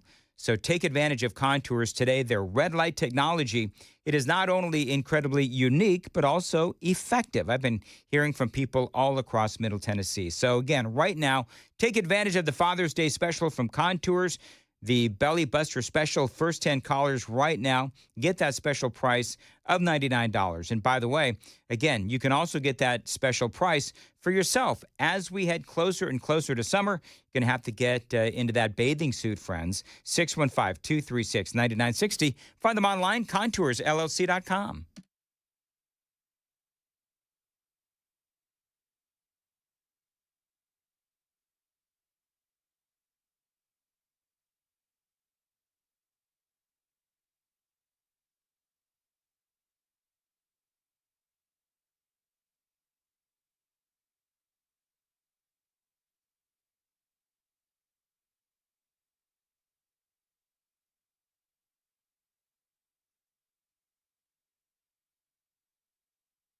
Dan Matt is here, 826 on Nashville's Morning News. The Low T Center. Listen, guys, if you're over 40 and you're running low on energy, maybe you're just feeling off, my friends at lowtcenter.com is where you need to go. You can get started with testosterone replacement therapy, TRT, and join lots of guys who are going through the same thing as you. Now, you know that they've got clinics, Low T Center, they've got clinics all over Nashville, and they're really easy to get to, of course. You walk in, you see a real medical provider, you get that energy back. No complicated process, just results. And remember, these treatment plans, they are tailor-made just for you. Now, you can get treatments at the clinic or you can be treated at home. But either way, you're always going to get the highest quality of care. Now, right now, you can get a free consultation, and if you qualify, treatment is covered by most major medical insurance. So reclaim that energy right now and become you again by contacting my friends at Low T Center. They can also help with prescription weight loss options as well. So head on over to their website. It's lowtcenter.com and book your appointment today. That's lowtcenter.com. Simple, quick, and totally worth it.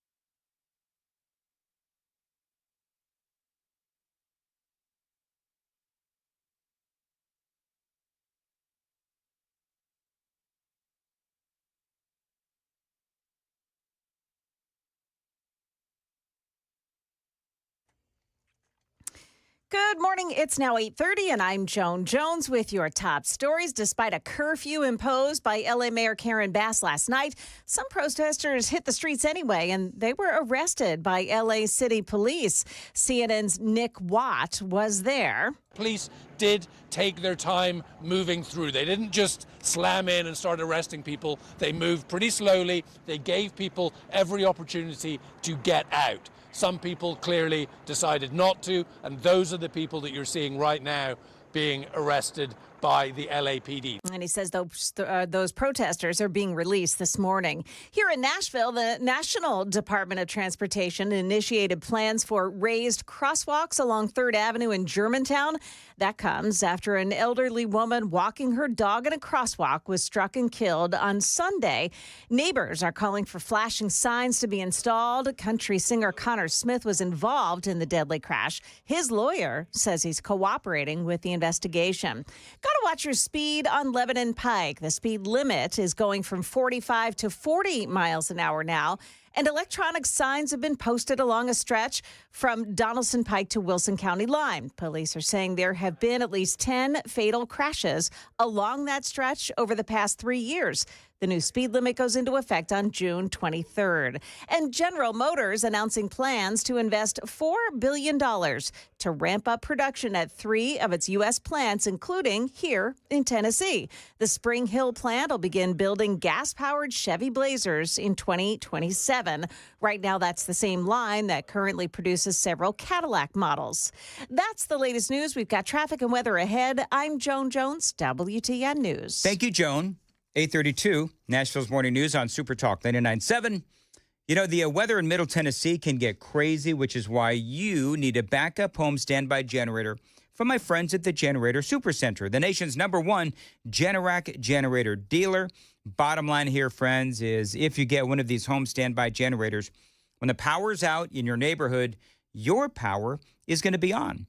Thanks to, again, the Generator Supercenter, the nation's #1 Generac generator dealer. They're going to help you out. A free quote. You can get peace of mind when you have one installed. The Generator Supercenter does feature expert installation, 24-hour monitoring as well. They're not going to leave you in the dark, and financing is available. Just give them a call. Tell them Dan told you to reach out. 615-879-1952. 615-879-1952. That website, Generator Supercenter of Nashville.com.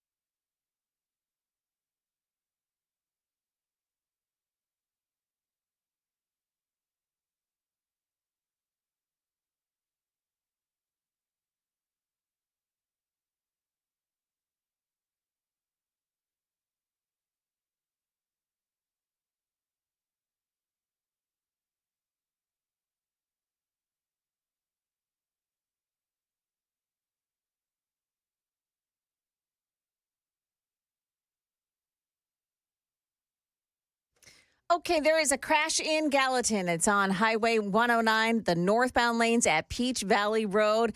And the traffic center tells us it's stop-and-go traffic from Academy Road up to that spot. Donaldson on Lebanon Pike, there's a crash just west of Stewart's Ferry Pike. And then you've got another one on 24, the westbound lanes in Antioch, right around the Hickory Hollow Parkway exit number 60. Cool Springs, 65 northbound. North of Moores Lane exit 69. Watch for a crash that takes out the right shoulder. Traffic every 10 minutes every morning on Super Talk 99.7 WTN.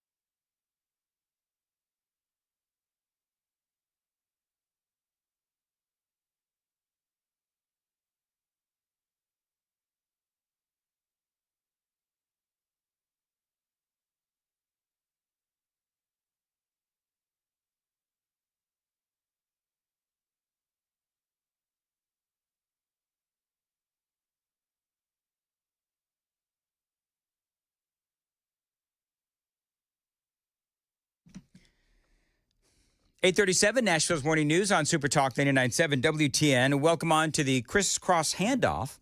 Let's go. Let's go. Hi, Joan. Hi. 2210 says, am I a loser? I love listening to WTN. I love Dan. I love Chris and Joan.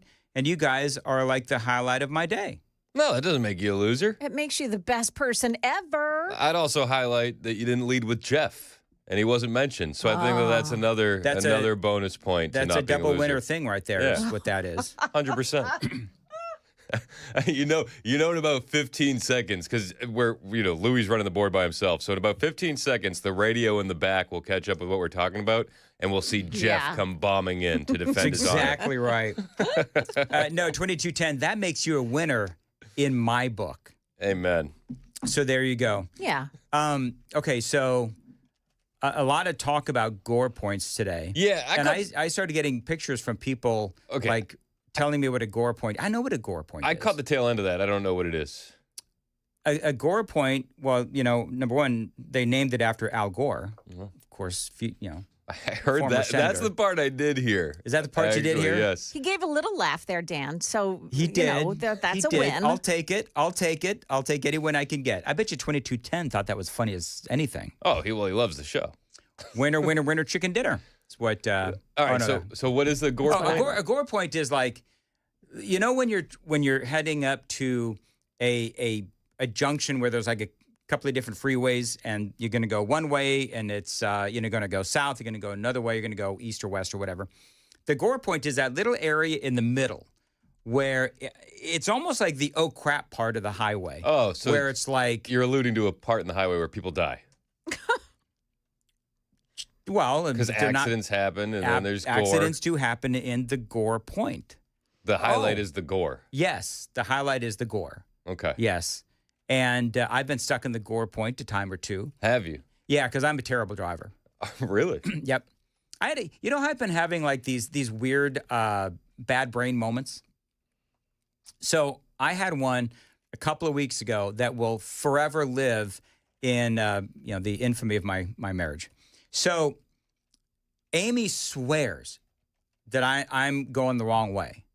Now, because I get confused. I get confused with all the lanes. Is that what it is? It's all the lanes? Is it like is it like in planes, trains, and automobiles when the guys are yelling, "You're going the wrong way"? He's like, how the hell would they know where we're going? Yeah, I mean, kind of. Like I'm going, and this is a really difficult part of living in Nashville. So I'm going from like West Nashville on eastbound 40 heading to Mount Juliet. Okay. And so Amy just up and down. You're in the wrong lane. You're in the wrong lane because I'm driving. You're in the wrong lane. I'm like, I'm not in the wrong lane. this is going to allow me to go continue east on 40. So when we started going south on I-65, and it was just, I mean, then we had to take surface roads and we're stuck in traffic, and it was very funny. So you started listening to Amy after that. Well, she's taken over the driving completely now. That's a good idea. So problem solved. Anyway, so Gore Point? Yeah. Yeah. Okay. Well, I learned something So new. do you understand what a Gore Point is? I can show you plenty of pictures. It's standing on the X essentially in traffic. Yeah, basically. Okay. That's what it is. I There you go. have a story about Gore Points too. I didn't know. I didn't plan for this, but I do. Okay. This one is actually about getting gored. Apparently, I swear to God, I didn't plan this at all. Apparently, getting gored is becoming a bit of an issue at Yellowstone National Park. Hey, boo-boo. Do you subscribe to the Torons of Yellowstone? No, this is actually from the what? This is actually from Cowboy State Daily. Oh, okay. Cowboy State Daily. No, What are you reading, man? Don't look at my search history.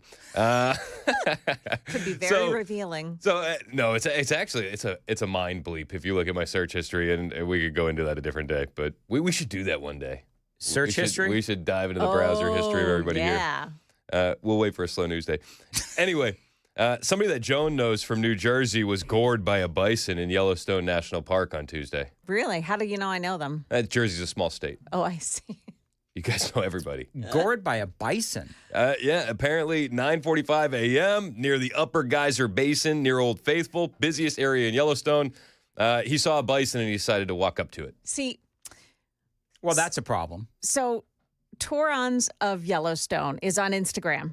And you get to see these people actually, I mean, there's video of people doing things like that, walking up to bison thinking that they're, cute little creatures. Torons like morons. Correct. Like moron tourists. I like it. Yes. I like it. This is the second time it's happened near Yellowstone so far in 2025. Yeah. You would think that people would know that you don't walk up to anything with horns. It's a good rule of thumb. Isn't that a rule of thumb? I feel like it should be. Yeah. Like anything with horns, I just stay away from. You get into some gray area with goats. They also like to walk up to the hot geysers and things like that just to see how hot it is. Yeah, that's pretty dumb. Crazy. But they say there's videos of like moms letting 2-year-olds walk up to bison. Are you kidding? Yeah.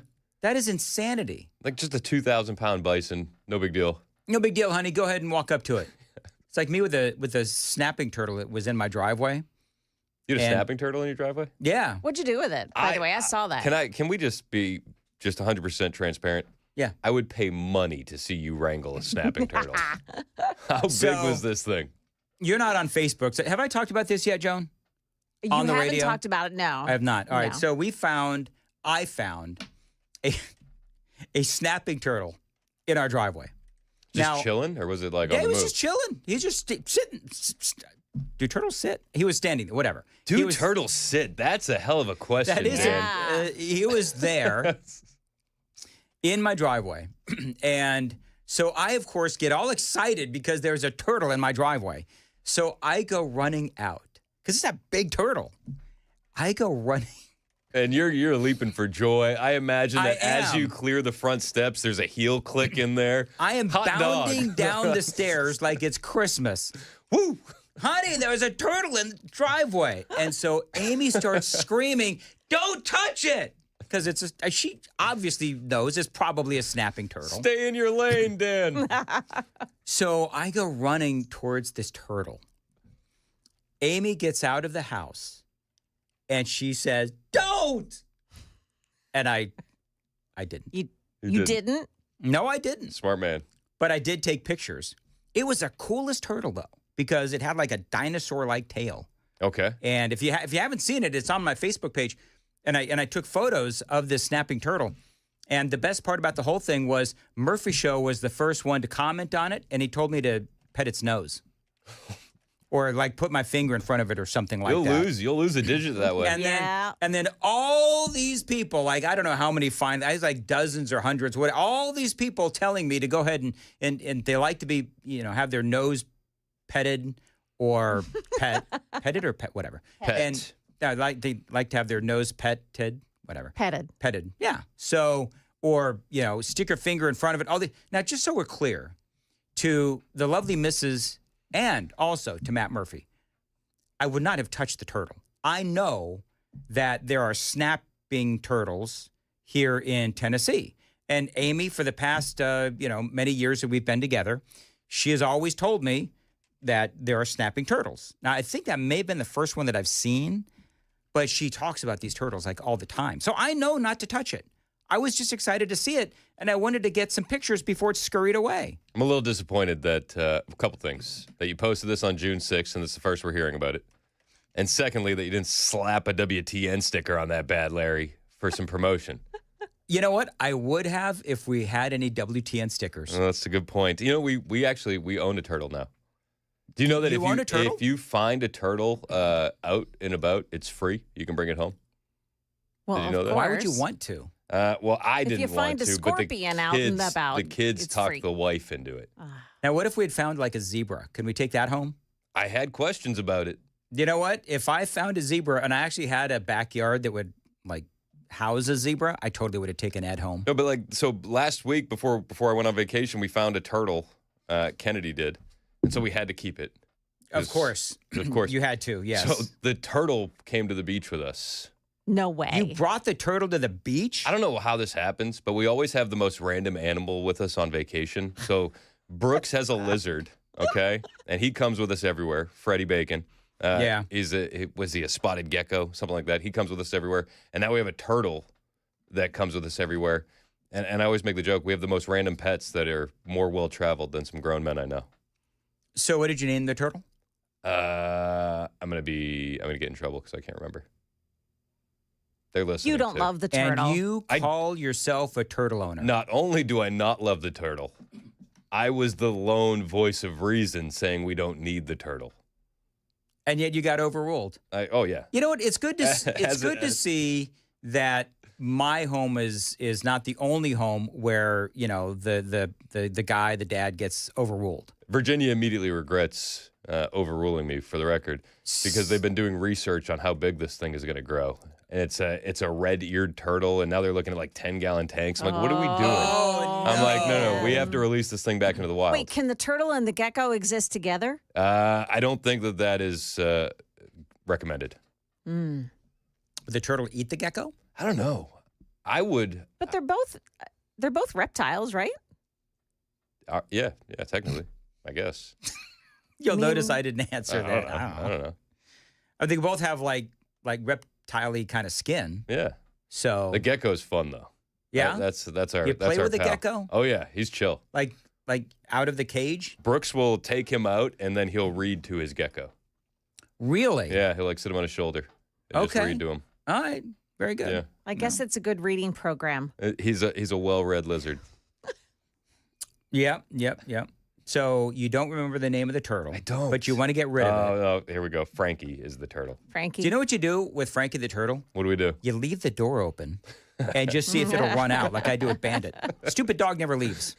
He loves you too much, Dan. That's exactly right. Or you give him food and he wants to stay for it. Well, there is that too. Yeah. So you didn't keep your turtle as a pet? No, I didn't. Actually, the neighbor dude picked up said turtle and I guess took it down to the lake or something and sent it on its way. Did the neighbor come out after he heard all the high-pitched screaming?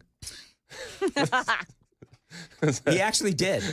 He actually did. Amy. He was like, "Oh my God, what's happening over there at the neighbor's house?" It's like, yeah. Mandises, is everything okay? Oh, look, a snapping turtle. You know what I mean? Did Riker know keeping the turtle was an option? No, because he actually, it's funny, he wasn't home. You didn't even tell him, did you? Nope. When he gets home, he's not going to be happy with you. You know what? I would have been more than willing to keep the turtle. It was his mom who refused. I see. Long as everybody's clear, it was Amy. She's the reason why I no longer have the option to have a snapping turtle. Oh, can you imagine Bandit with a snapping turtle? Because Bandit is like the dumbest dog like ever. Could they coexist?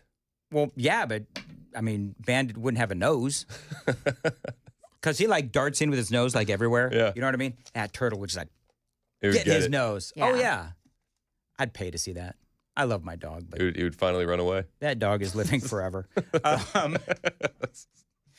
Hey, we got a big event coming up. Are you hype?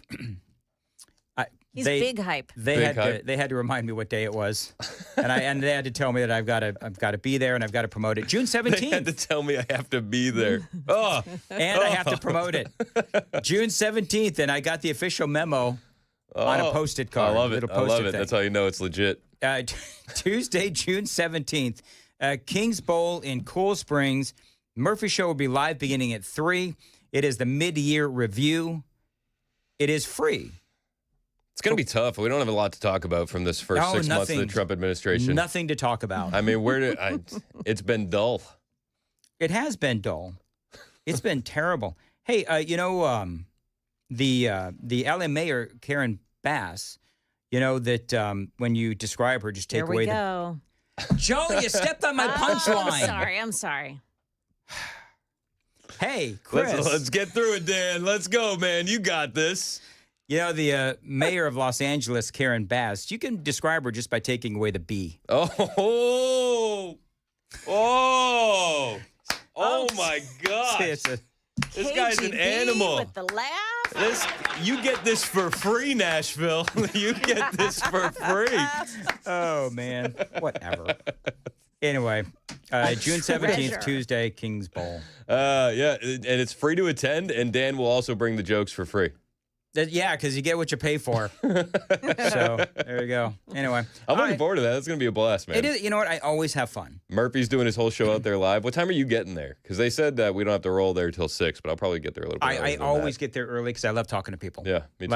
I love talking to people, and the embarrassing. And I really appreciate most people being polite when I walk up to them. Sometimes 2 and even 3 times and introduce myself. Yes.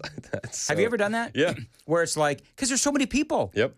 And so I always make a point of, walking around and introducing myself. And then I will introduce myself to the same person a couple of different times. And they'll say, yeah, we met you like an hour ago. Dan treats his introductions like his jokes. Or a piece of audio. I do it over and over again. Over and over and over. It actually gets better every time. I can somehow, though, sometimes see the sympathetic glances that I will get from some of these folks. Yep. And then if Amy shows up, people just walk up to her and say, I'm sorry. Hey, Joan, you going to be there at the big thing? You know what? I don't know. Nobody gave me a formal invitation. Well, I just got mine on a Post-it. You want mine? Okay. On a Post-it note? Because people are always asking about Joan. And people are always talking about how Joan is so hot. Yeah. That's crazy. You got to go see it for yourself. To Joan Jones. Jeez. Don't. What? They're gonna be expecting, Eva Longoria or something, and Eva Longoria is no Joan Jones. Amen. Amen. Speaking of which, Joan, what's coming up in the news at 9? And then we're going to get your tease. Joan. Okay, so we have the latest on a second plane crash in Middle Tennessee this week. Also, how are stocks doing right now after some really good news on the economy? We've got those stories and more coming up here at 9 o'clock on Super Talk 99.7 WTN. By the way, if you want to use these promos, they get in my way all the time. You can just keep it going. That's fine. Don't worry about that. I know.